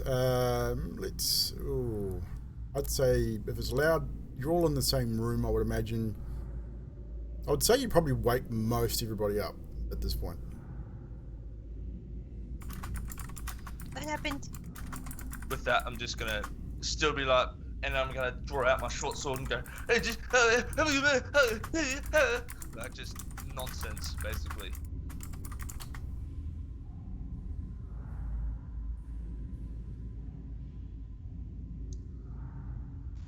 So, Zadriel, you wouldn't have been asleep. Emilia, you definitely would not have been asleep. Karnos, you would wake. Skathis, you would wake, as would Philston. Run over and go, it's okay, she's just trying to cuddle with you, it's okay. And Mirabelle, you would then at this point realise, obviously, what was going on and react accordingly. when you Emily, finish typing. just, Emily is going to say good morning. Adoc's gonna look at you and go, "Why? Why would you do that? You scared the absolute shit out of me." Just look like a comfortable spot to lie down. I'll take a look around the room. Is there any other more comfortable spots? Not really. I mean, it's a concrete floored room with a table and two chairs in it. I mean, it's just generally comfy is relative at this point. Right. With that, I'm just gonna be like, I don't like what you did. That's cruel. That's very cruel. I don't know what you are, but I think you're a werewolf, and I don't like this. I don't like wolves. I don't like you. I like you. Goblins don't taste good. Just warning you. I wouldn't know. I've never tried. They do. They taste very bad. Stringy. Okay, I'll have to remember that. Emily is going to stand up, pull a bedroll out of her bag and park it somewhere else. And then disarm her and go to sleep. No worries. Alrighty. With that, I would just gather my things and pull it away from Amelia as safely as I can, and then start to put my armor back on and everything like that as No well. worries. Stib, Skathis, and Karnos, do you guys react in any way at what's happened? As you're all woken with a bit of a start, with Stib's high pitch wail and fright as he is awoken with a start. With what happened, I sit bolt upright, look around, see the commotion, then lie back down. I'm gonna sit upright and go. Alarm. Okay, so Karnos had a fair whack to drink when he was bandaging himself, and he feels like he may. I don't know. What do you think, DM? Would I have been wide awake enough? No, you probably think you're dreaming, I would imagine. So you sort of wake in that sort of half eye, sort of asleep, awake, right before you actually wake up, and you think, because it wasn't ongoing, it sort of, there was a loud sound, and then it was, I would say, probably more hushed talking between Adoc and Emilia. So you probably thought, what was that? Oh no, it's nothing. And you probably would have drifted off back to sleep, I would imagine. Yeah. So Karnos is like, oh, what was that? Yeah, Kenny, put another log on the fire, mate. All right. And he's out. And Mirabelle, while that happened, I'll give you a reaction because you would have been standing right there when this happened. The shriek probably would have given you a bit of a fright also. And then instantly realizing what had happened with what Adoc was saying, you have a chance to react to that.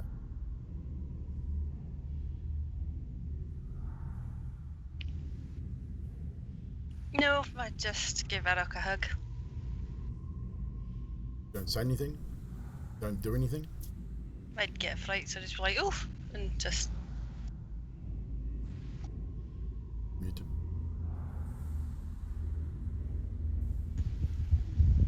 I'd just be like, oof, and just give him a hug. Right.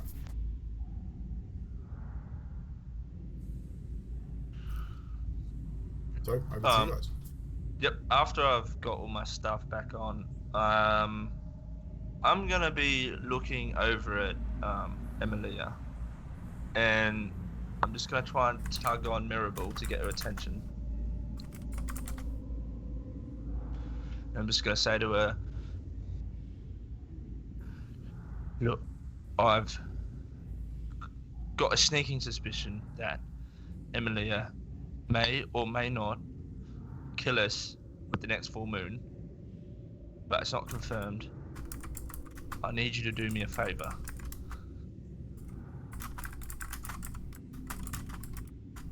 I'm going to reach out and hand you my silvered short sword. Now what I want you to do is, I don't want you to just, like, don't stab her or anything. I just want you to put like a bit of the blade to her skin and see if like the skin kind of, I don't know, like shrieks back or does something, and then it's confirmed. I mean, I'd do it, but like I'm just, yeah, no.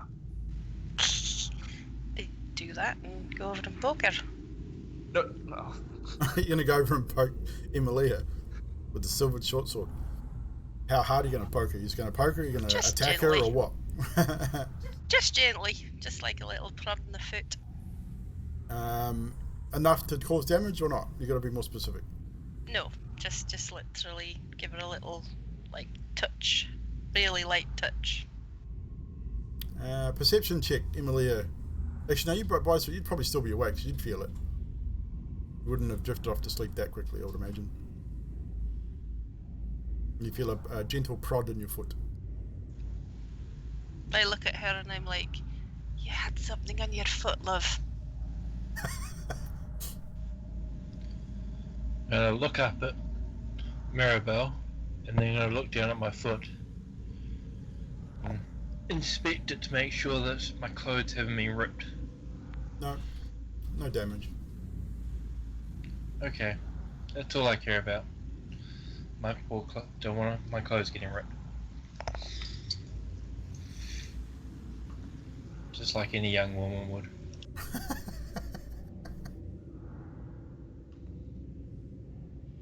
Don't kill me for that jab. Someone will. So, Mirabelle and Adok, everyone seems to have returned to some form of slumber. It is now your watch. Oh, well, I'd be waiting for Mirabelle to come back and tell me what had happened. He's busy telling me off at the moment. Oh, okay, right.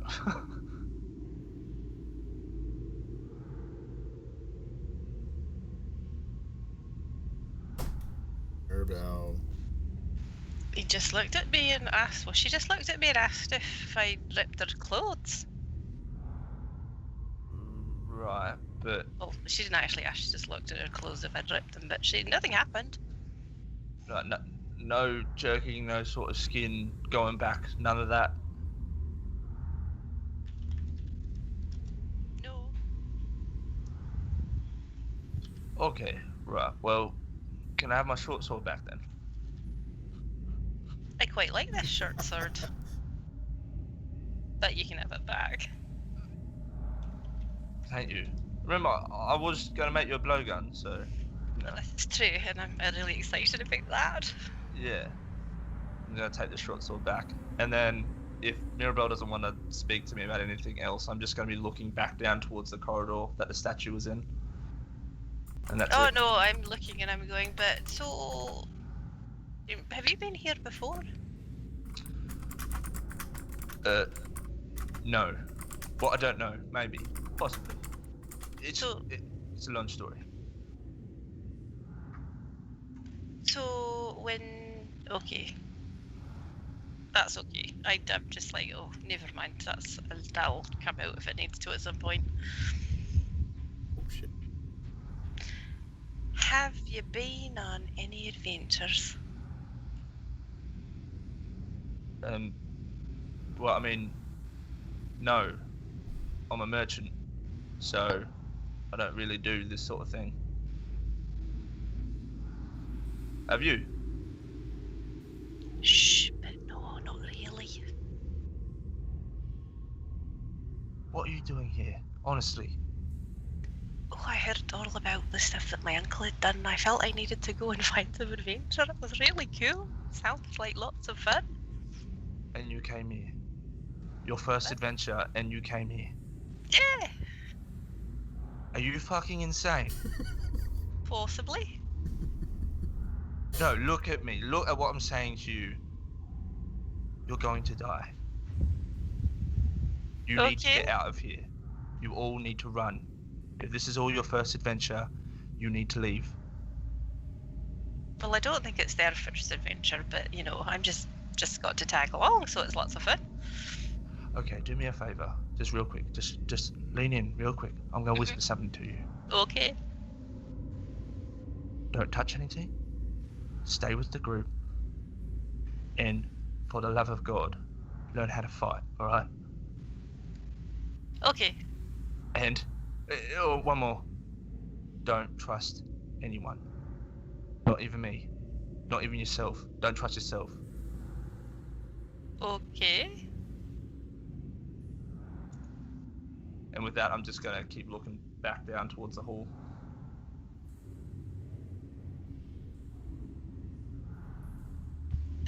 I just go and sit and ponder on what he said. And that'll be that. That'll be me. I'll just look over my equipment and keep looking back down the hall and back to the statue, and that'll be it. No problem. So, oh, You're muted. God damn it. God damn it. So, Mirabelle, is there anything else you wanted to discuss with Enoch? Before you guys make your perception checks? No. So, perception checks from both of you, please. I got a 4.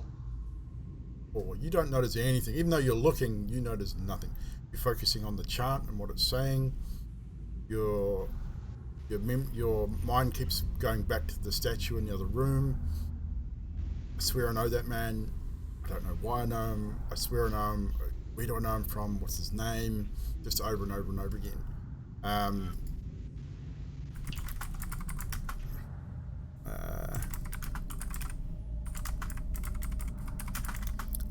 Mirabelle, you're much the same. The chant seems to just go on, and it's starting to drone. It's starting to do your head in a little bit.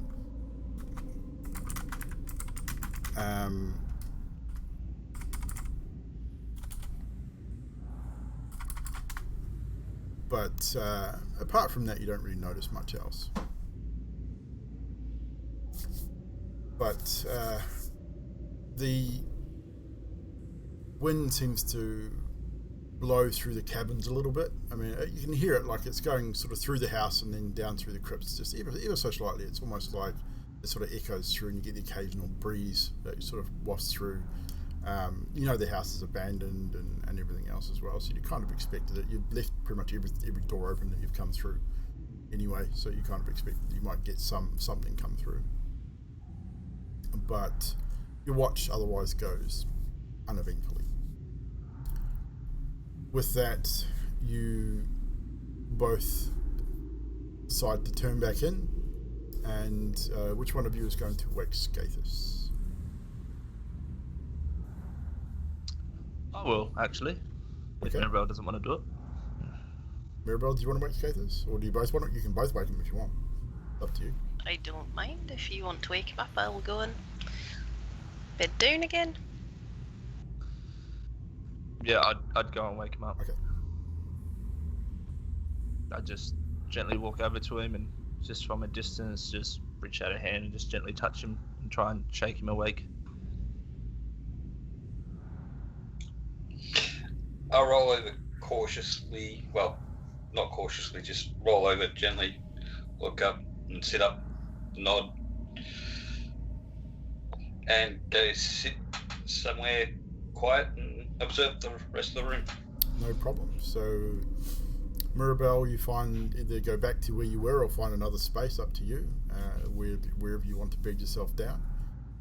And Adok, is the same? Well, noticing that he hasn't said anything pretty much this whole time. Yeah. I'm gonna watch him just walk over, take a seat, and then I'm gonna see if he's looking at me, and if he is, I'm gonna walk over. If he's not, I'm just gonna go to sleep. So what were you trying to determine? If he's looking at me as he's walking over, or if he's just kind of doing his own thing. Skathis, are you looking at Adok, or are you just No, focused just on elsewhere? elsewhere. Okay. So with that, Skathis, you wake. Mirabelle and Adok, you return to slumber after a time. And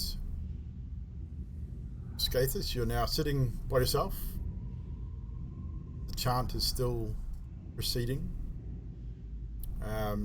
Not sure whether Did you determine what it said last time? I don't think you did. I think your perception was low from memory. Yeah, I believe it was.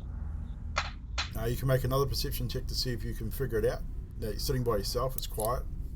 It's about the only noise that you really hear. Basically, sitting there, I'll meditate just to try see if I can ascertain what it says. Okay, so roll a perception. No, I would say roll it with advantage because you're specifically concentrating on that to try and determine what it is. We'll go with 15. 15? With a 15, you sit there, and after, probably it takes you about an hour, you just close your eyes and concentrate on the words. And initially, it just doesn't make any sense. And then slowly but surely you start making out the words. I'm the ancient. I'm the land. Just over and over and over again. I'm the ancient. I'm the land. And you don't know what it means. It's creepy as all hell. It's kind of whispered and spoken, and it's echoing, and it sounds really fucking creepy. But at least now you can sort of make out what it is. It's less creepy now that you can actually hear the words. But with that, you also hear the rattling of chains a couple of times, which seems to be coming from the next room. So you think. I mean, you're not 100% sure. It happens a couple of times, then nothing again for a while. You do think you hear a wolf growling at one point, which sets you on edge for a moment, and then you strain to listen, but you don't hear it again. And the rest of your watch goes pretty much unheeded and without incident. By this time, by the end of your watch, everyone else is starting to wake. Most people, you roughly wake all around about the same time-ish. I mean, Karnos probably sleeps a little bit longer than most. But the rest of you sort of wake and start prepping yourselves for continuing your search of these catacombs for this potential monster, and still baby Walter, which you still have not found. And I mean, you guys had discussed the possibility that baby Walter doesn't exist, but you still are looking nonetheless. So by this stage, I'd say all of you except for Karnos are awake at this point. What are you guys doing? Karnos is probably stirring, he's just not fully awake. Go over to Karnos. Hello? Wake up! Hello? Oh, yeah, oh. Bright, fresh morning, I see. Well, I mean, it's inside dark, damp dungeon.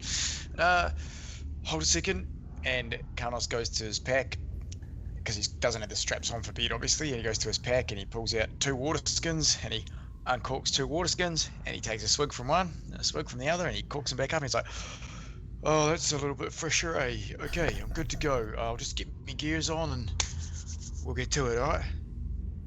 But shouldn't you be running out of that by now? How much are you packing? Oh, this is water. Yeah, that was his water skins. Not This his is flasks. water. Yes. But I have refills for my flasks. I have bottles of mead in my pack, yes. Clay Okay. jars. Yeah, I still spare. I mean, I'll probably run out in a few days' time, maybe. It depends on how much I drink. But I don't drink on the job unless I need to dull a pain. You are in a lot of pain, my friend. Yeah, you don't know the half of it, It lady. was a long rest, Robert.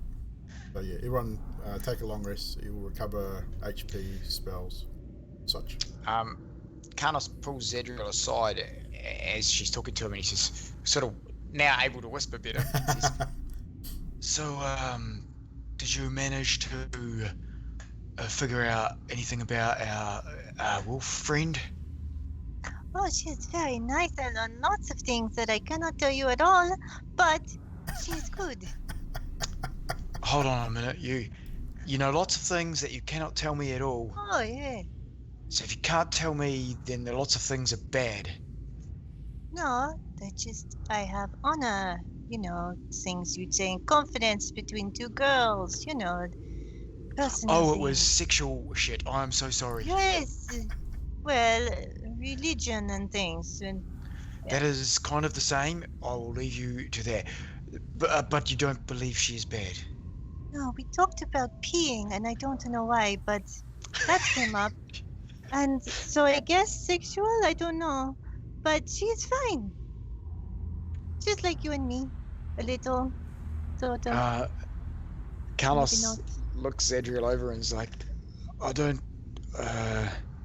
think I'm like you or you're like me. We're just, everyone is different and we're all heroic except for when people are not heroic, which makes them evil.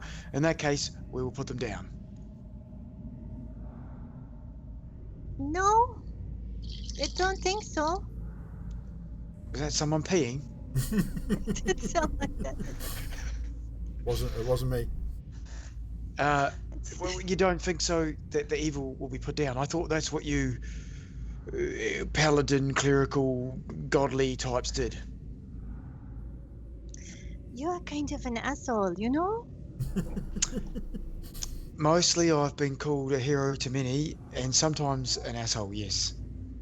Tomato, tomato. But I think we should focus because we all have to get out of here together. So let's not kill each other until after.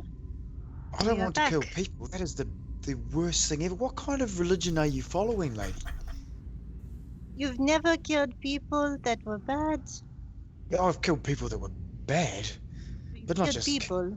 You said kill each other. We're trying to do something heroic. Why would I want to kill these? Well, I mean, there's maybe two, but they're not people. Look Yeah. at them. That's almost half that you want to kill, so... I'm not good at math, but you want to kill a good percentage. I don't know if you.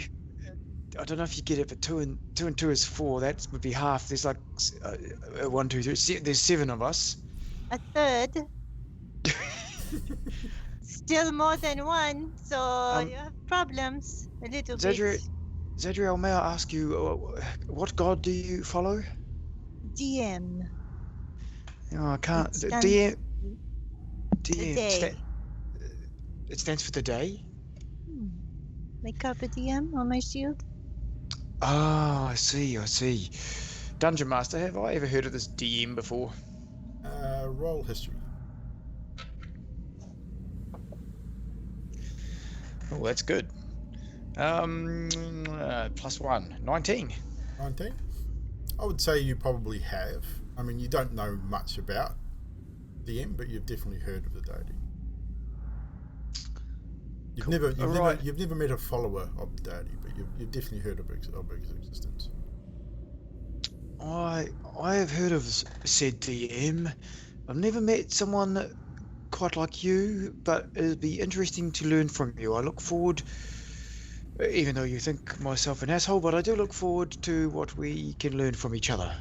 You know we have met before, right? We went drinking in the bar and Fandolin. Yes, I Lots of tend to. drinking. Yeah, I mean, I remember you that way, but I tend to not remember. I mean, we were drinking. I tend to not remember much else, really. I have a lot to drink when I'm off duty, you may know. Yes, but I don't think you think of heroes the same way as I do. I think we are all heroes. I'd like to think that by the end of this, most of everyone here will be a hero, yes. Do you give out certificates or something? You think there's a checklist that makes the hero? They're not certificates. I don't know what the certificate thing is you talk of, but there's 100% definitely a checklist that makes a hero. Do you have this checklist? I don't. I mean, it's like an unwritten rule that heroes do, like saving damsels in distress, killing goblins, orcs, bugbears, and the like, and ghosts and zombies and demons, and I mean, there's a list of that. But it's kind of an unwritten rule. You do heroic deeds to become a hero. But what if the goblins and ghosts need the saving instead? Then it is like a double whammy. You save something that kind of didn't need saving, I guess. I haven't really Oh. thought that far into it. If it's a My good head hurts. goblin or demon, maybe, I mean, I don't know. I haven't met too many good goblins, orcs, and demons. Ah! They're all right here. Well, I've said too much. Let's go. Yes, let's go. Everyone, let's go. So, where are Carlos we? is so confused. Where are we I venturing? am so confused. Aren't you both confused each other? So back into the other room, I would assume. A marching order, if you will, please. I will go. I'll be behind Zedriel. And Carlos around third there, thanks. Mirabelle, Dibblestib, Haddock, where were you guys? In the middle somewhere? Yeah. Yeah, I'll go behind Skarnos. I'll be with Adolf. And Emilia bringing up the rear, I would imagine, as always. So you move, as always, you move back into the room with the skeletons and the statue. Statue's still there with the wolf, and the crystal orb is still in his hand. What are you guys wanting to do? I would like to now again turn to the rest of the group and go. Do we have a spare 10 minutes? Just give me 10 minutes. I just want to sort something out. And your 10 minutes start now. And with that, I'm going to ritual cast Detect Magic. Detect Magic. Yeah. So, you take 10 minutes to ritually cast your Detect Magic spell. The crystal orb does emanate a faint arcane signature, as does the statue of the wolf and the man. The skeletons don't emanate any arcane at all. The cloak, and Mirabelle, do you have the cloak in your bag? You did. Mirabelle's bag emanates an arcane signature as well. Same with basically anything that you guys are carrying specifically is emanating an arcane signature. Do I also identify the school of the magic that's coming from the statue and the orb? You certainly do, and it is abjuration. Abjuration magic. Right. Okay. After I'm finished, I'm gonna turn to Mirabelle and go. Now, I don't know if you know what I've just done, but I've sensed a bit of magic. See, there's a reason why we don't touch things. That orb, that statue, and that wolf, all magical, all abjuration, which could be bad, and it could also be good. You don't know. Just don't touch it. I would probably know what he's talking about. Yes, you would. Do you let her know that her bag is also emanating magic and arcane magic, which is keep to myself. Yeah, it's what school would that be? A conjuration.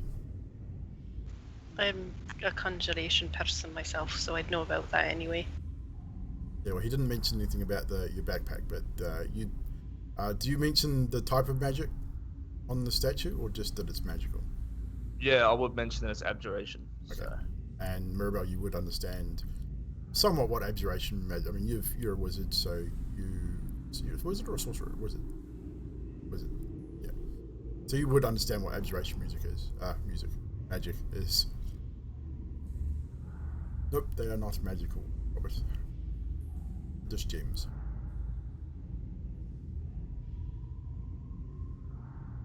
So with that, Adok reveals the statue has a magical aura and that it is abjuration music. I've got music on the brain.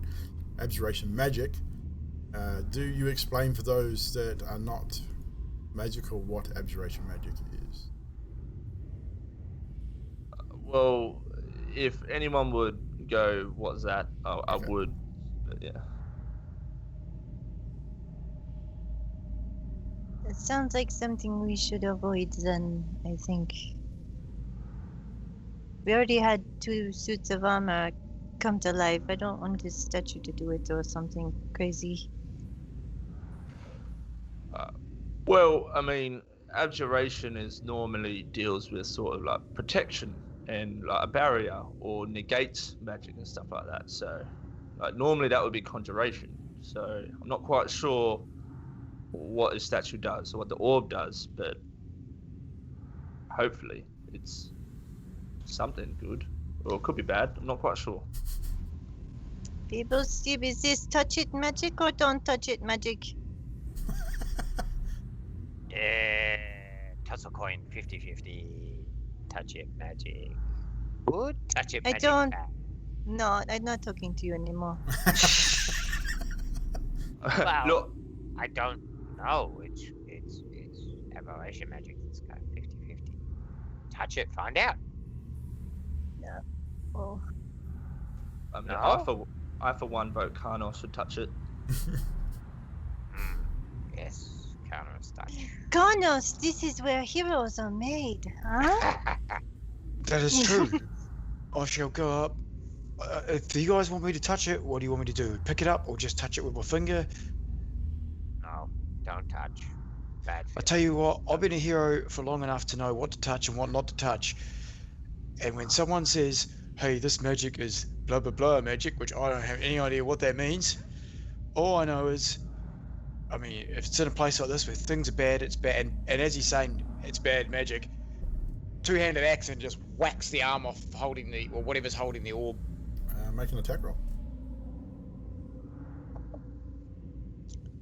Oh, it's concrete.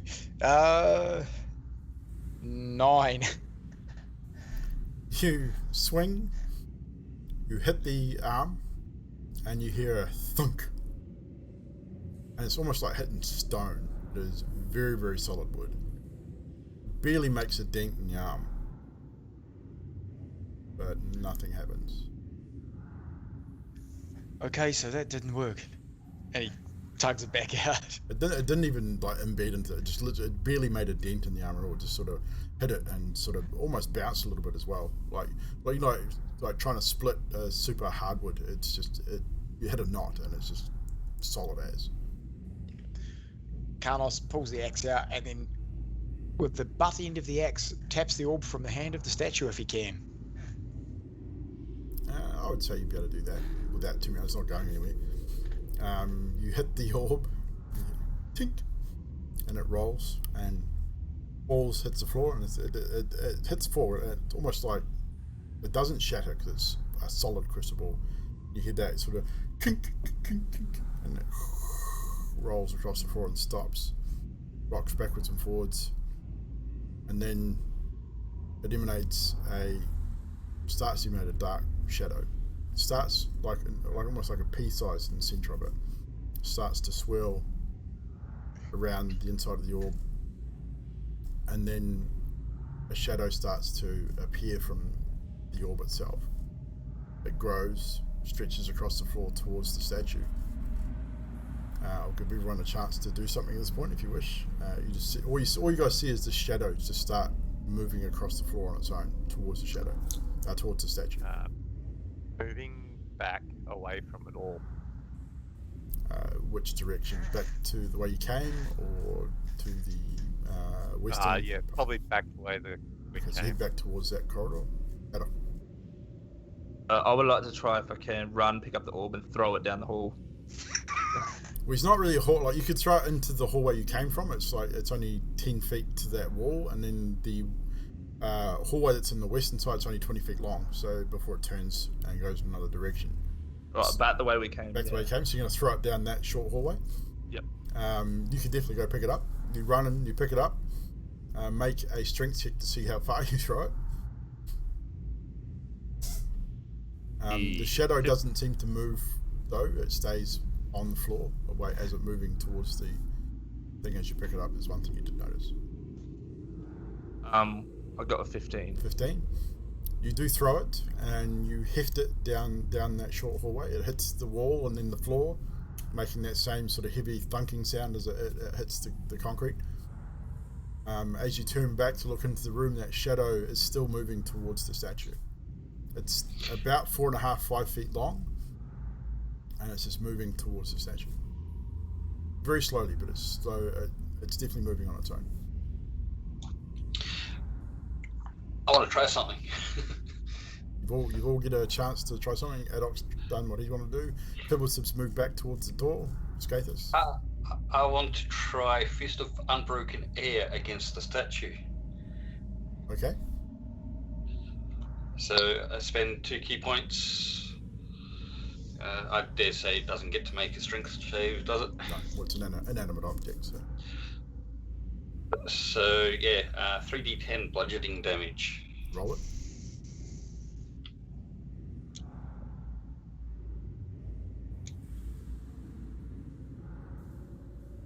That's 16. 16 points of bludgeoning damage against the statue, which is a wooden statue. But it's not a stone one. You hit it with your staff or with your fists? I was Fist of Unbroken Air, so would be with your fists, I would imagine. Or if it's called that, I would say it's part of a monk thing. It's a 30-foot reach. Okay, so it's like a spell. So it sends out an effect. A shockwave or something. So you see the dust and such fall from the ceiling as the impact rocks the statue. Doesn't knock it over. Doesn't cause a lot of damage to it. You see a few splinters sort of come off, but a lot of dust falls from the ceiling and the statue itself. But not much else happens. What's Mirabelle doing at this point? Probably just kind of backing away. Which direction? Back towards where we came from. Zadriel. I'm going to move forward so I'm at the front of everyone, so Okay. it comes at me first. And Malia. I'm gonna full-blown commando dive out of the way of who just threw a crystal ball at me, and then go, "What the hell was that?" That's right, because you were right at the back, so you probably would have only just been making it into the room. So yeah, Adolf, you just hoiked this crystal ball down the hallway, just quickly, not really thinking, and yeah, Emilia would have been down that hallway and probably narrowly missed her. You weren't trying to hit her, so you probably would have seen it as you come around the corner.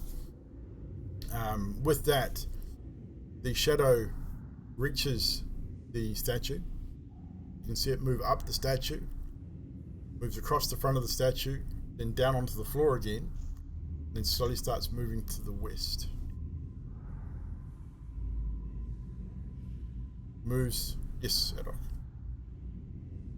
Noticing the shadow, noticing that it stopped when I picked it up and it's still moving when I threw it. I'm going to go and pick up that ball and just come back with the crystal. You come back with the crystal ball. You can do that. In that time, as you come back and reach basically the statue, you watch as the shadow then again slowly moving across the floor. It's about 4 feet long and about 2.5 feet wide, and it starts moving to the west, and then it disappears into the wall behind one of the skeletons. Partially runs up the wall and then disappears into the wall and vanishes. Carlos. Yeah, Kanos seeing all this happening just goes, wow, everyone wants to be a hero, and then they get me to do something, and now I've got to be the hero again. Thank you, maybe you'll learn something. And he goes over to the wall where the shadow disappeared, and he inspects that wall. Roll investigation.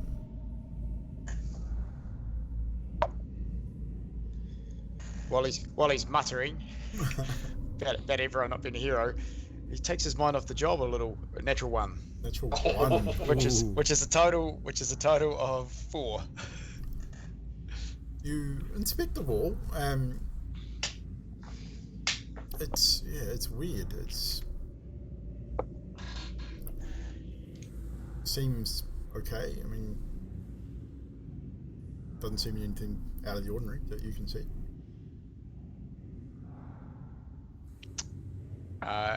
Okay. Can I? Nah, yeah, I've natural wondered, man. It doesn't matter. You're looking at it. You're looking at the skeleton. You're looking at the wall, and it's like, no. Carlos just turns and says, "I did what you said. I touched the orb. I knocked it off. Everyone's talking heroes now. What's next? Tell me what to do." I say we keep going into the other room, like slowly. Let's back away from this room and follow the voices. The voices are coming from the direction the shadow went. Just to the Oh west. shit! We followed the just as a point of voices, reference. and Yeah. I'm gonna cast light on my shield and shine it ahead Yes. and go that way. Slowly. Towards where the shadow went. Yep. Yeah, well, like I said, you. This room is not dark, but the light does help.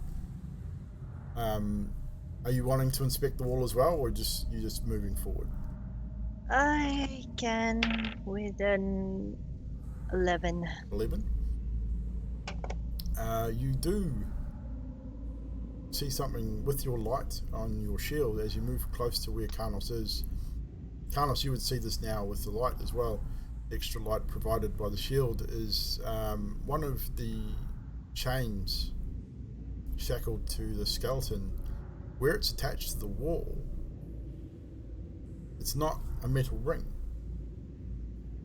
The chain goes directly into the wall. All the others have metal rings attached. Hey, Zadriel, check this out. What do you think?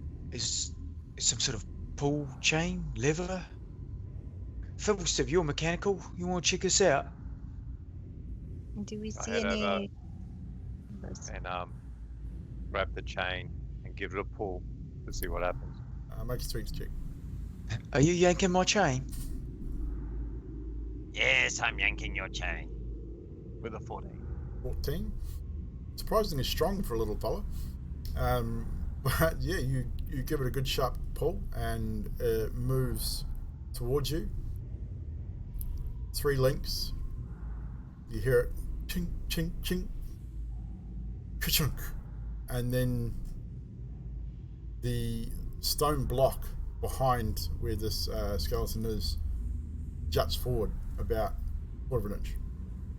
And a whole bunch of sand and dirt falls as this stone moves forward toward you.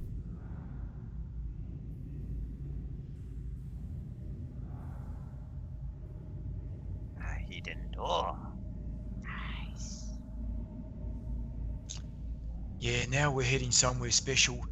Good work, Zadriel. Good work, Fiddlestick. All right, team. Who's going through the door first? Got to open it first. It's only just opened. Oh. You haven't actually opened it. You don't know what it is. It's just moved forward like literally 1/4 inch. Oh, okay. Who's Alright. opening the door? I'll do it. So is that Strength check strength to or? remove the stone. Yeah, Carlos will reluctantly go over and help her. with advantage. Good, because that's a 6. So the other one is a not much better, 8. 8. Whew. Both of you struggle with this block. It seems to be rather heavy. You manage to move it and pull it out a further 2 or 3 inches before it seems to get stuck. You can't seem to move it any further. Scathus moves in and lends a helping hand as Into well. helping hand. So Scathus, I'll get you to make a roll of advantage now with all 3 of you doing.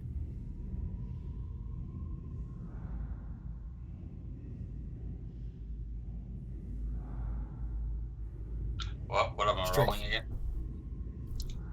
Strength roll. Glad you said advantage. 15. 15. 15's enough. Between the three of you now manage to remove the stone, and when it does come free of the gap and you take the weight, you all sort of stumble just a little bit. It's a lot heavier than it actually looks. It's only about a foot or so deep. It's a 3 foot by 3 foot square block, but it is very, very heavy. You manage to, all three of you sort of stumble and stagger, but pull it back into the room and then place it on the ground. And it does indeed reveal behind this stone block is a narrow stone staircase, about 10 feet wide, leading down into darkness. But with Zadriel's shield where you are, you can see that at the base of it is another landing which looks like it goes down another set of stairs. Would you all like me to lead now? Is the chanting sound louder down this tunnel? It appears to be, yeah. This is where it appears to be coming from. It seems to echo up from below you. It is up to you, Carnos, what you want to do. I'm happy to lead forward if that is what everyone would like. Adok, you at this see with point, the lights? your detect magic lasts 10 minutes, yes, or an hour. 10. I will leave it up to discretion because I haven't got it with me right now. I think it's an hour. I can't remember, but either way. Oh, sorry. Yeah, concentration up to 10 minutes. Yeah. So 10 minutes, yeah. all this has transpired, but the moment the door was opened or the block was removed, the arcane presence on the orb and the statue dissipated. You get the impression that whatever magic was on it was designed to point out this entranceway or doorway, and then the magic would dissipate. Ah, okay. Well, with that, I would turn around and go, alright, so the creepy shadow that we all saw was literally just to point out the fact that we're supposed to head down there to the creepy chanting. So I'm going to put this crystal back down unless someone wants it. It's a crystal orb, isn't it? It's a crystal ball, basically a crystal ball, yeah, giant crystal ball. About the size of a softball. I'll take it. We'll take it? Okay, so mark down a crystal orb in your Oh, inventory. where the hell's my notes? Now, Mr. Stubb, I don't believe that is very gentlemanly of you. Was it not young Lady Bell over here who was after said orb that everyone asked her to stop taking? I just putting it out there to be a nice guy. Ach, no, he can take it. Thank you. Excellent. Is this something you can make with that, Mr. Stubb? I have idea. All right. Oh no. Zadriel, could you shine your shield down the stairwell here for me? Would that be all right? Yep, let's go. And Carnos uses the butt of his double battle axe, and he butts every stair as he goes before he steps on it as he steps down. Make an investigation check.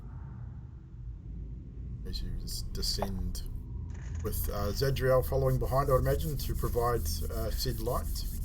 Can we get 15. a marshal's order after that, please? Who is after Zadriel? I'll go. Scathus, and who's next?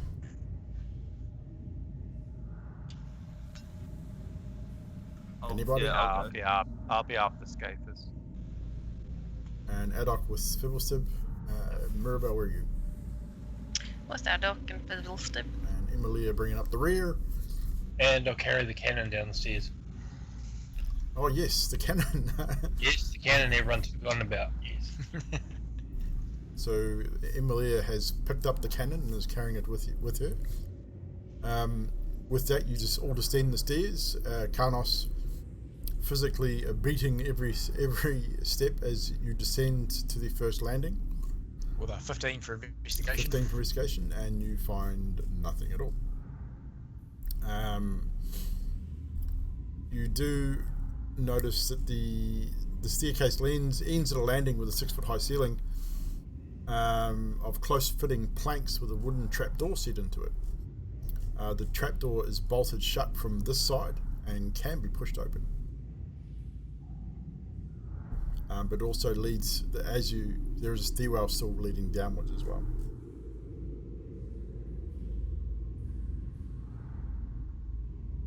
So, team, we have a choice. We have a trapdoor, which is up, and we have more stairs, which is down. Would everyone like me to carry on down in the same fashion I was carrying down in the first place? Well, monster in basement. That is the kind of words I want to hear, Mr. Stibb. And Carlos carries on down, tapping his battle axe on every step as he goes. Make another investigation check for the second set of staircase. Is anyone going to attempt to open the trapdoor, or are you just going to follow Carlos? I'm not touching it. Following Carnos down. Haddock?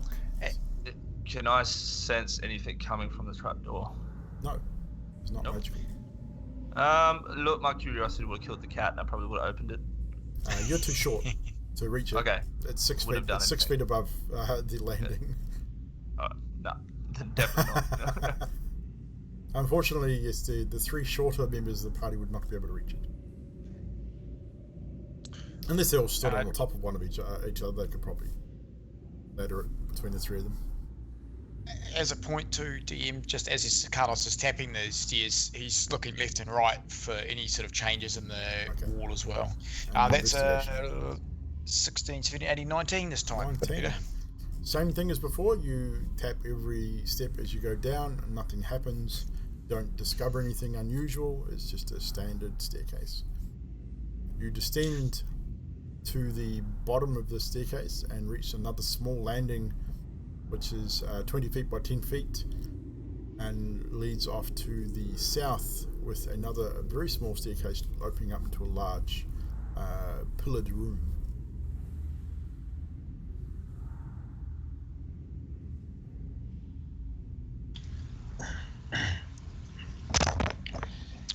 Emilia is going to see Adok trying to get to the trapdoor. He definitely would have looked up at it. Oh, you're going to see him looking up at it. He's going to put the cannon down and reach up and open it. So you reach up, slide the bolt, which slides relatively easily. You push it open, and as you look up, it's not the lights in front of you. Probably not a whole lot of light, but you look up and it seems you can see the ceiling of what looks like one of the rooms in the house above you. Do you want to poke your head up and have a look? Do you have a light source by any chance? I've got dark vision. Dark vision? Well, you would be able to see. You probably have to sort of poke your head up through it, but you'd notice that it was the den type room, the one with the stuffed wolves and such. Comes up behind one of the wolves in the den room. Okay, I don't know if I went into the den room. I can't remember. I think everyone kind of went and had a nosy. Actually, no, I don't think you did. No. But you can tell that it's one of the rooms in the house. Like it's definitely, the decor is the same as the other rooms you've been in. I'm going to say to Adok and whoever else is there that it looks like a room from above, not one that I recognise, but it looks like a room.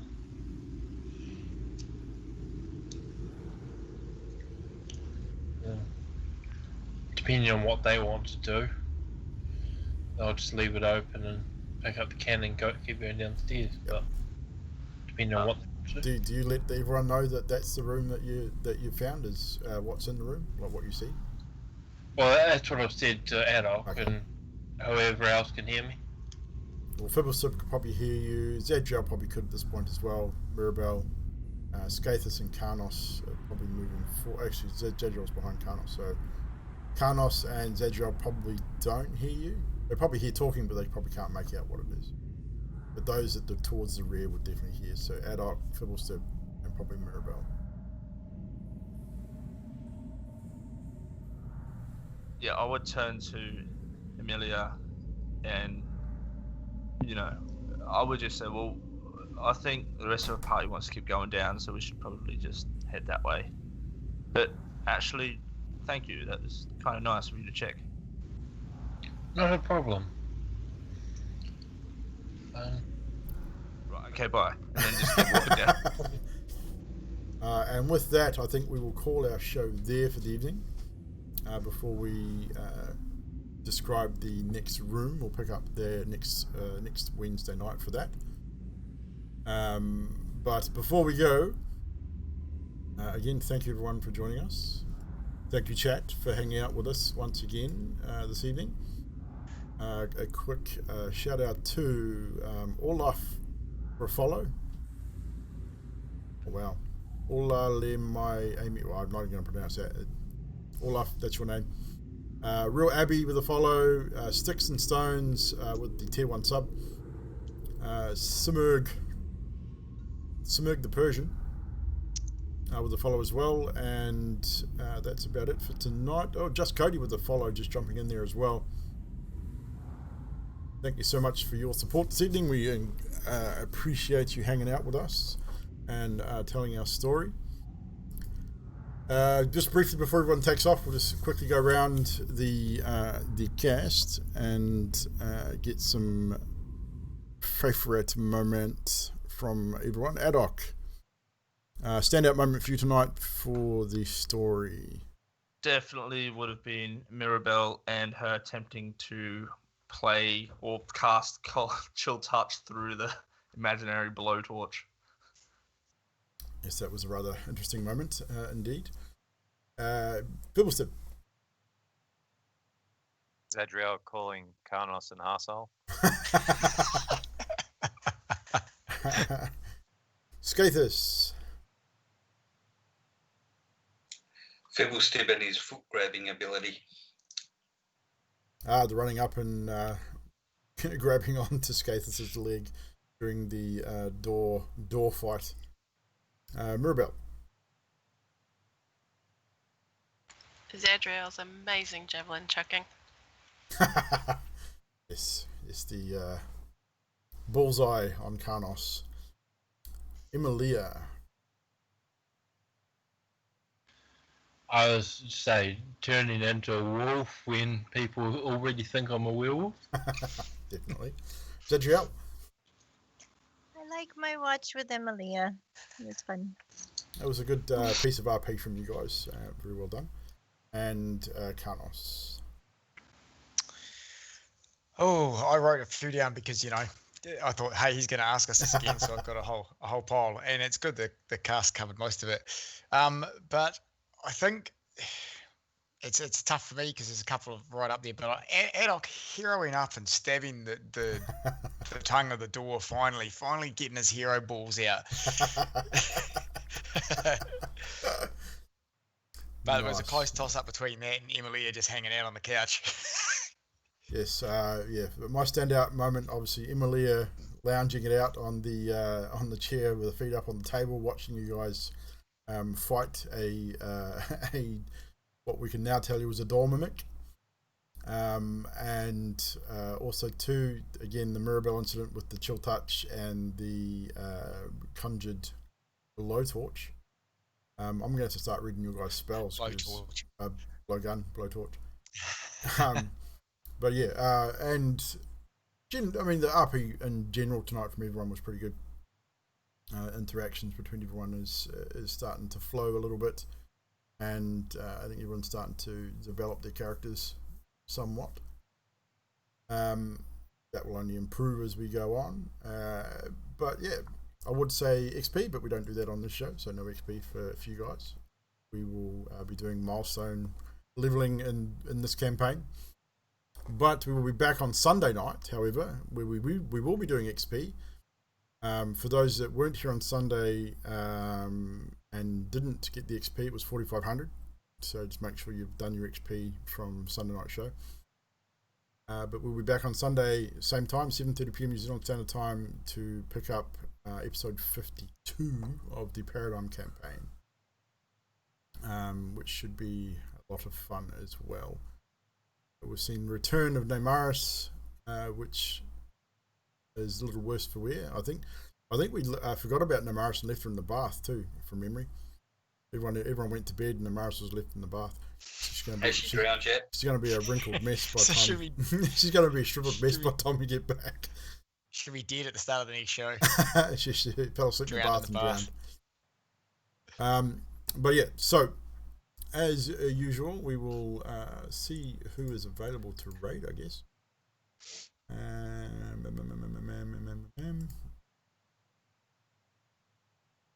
Let's see who is on tonight. Normally pick another D&D channel to raid. Roby is on a rerun as usual. Lozdog, 11 viewers. I've been running for just almost an hour. Ventures Far and Wide Season 2 Episode 1. So this is their first episode, so we might raid these guys. 11 viewers.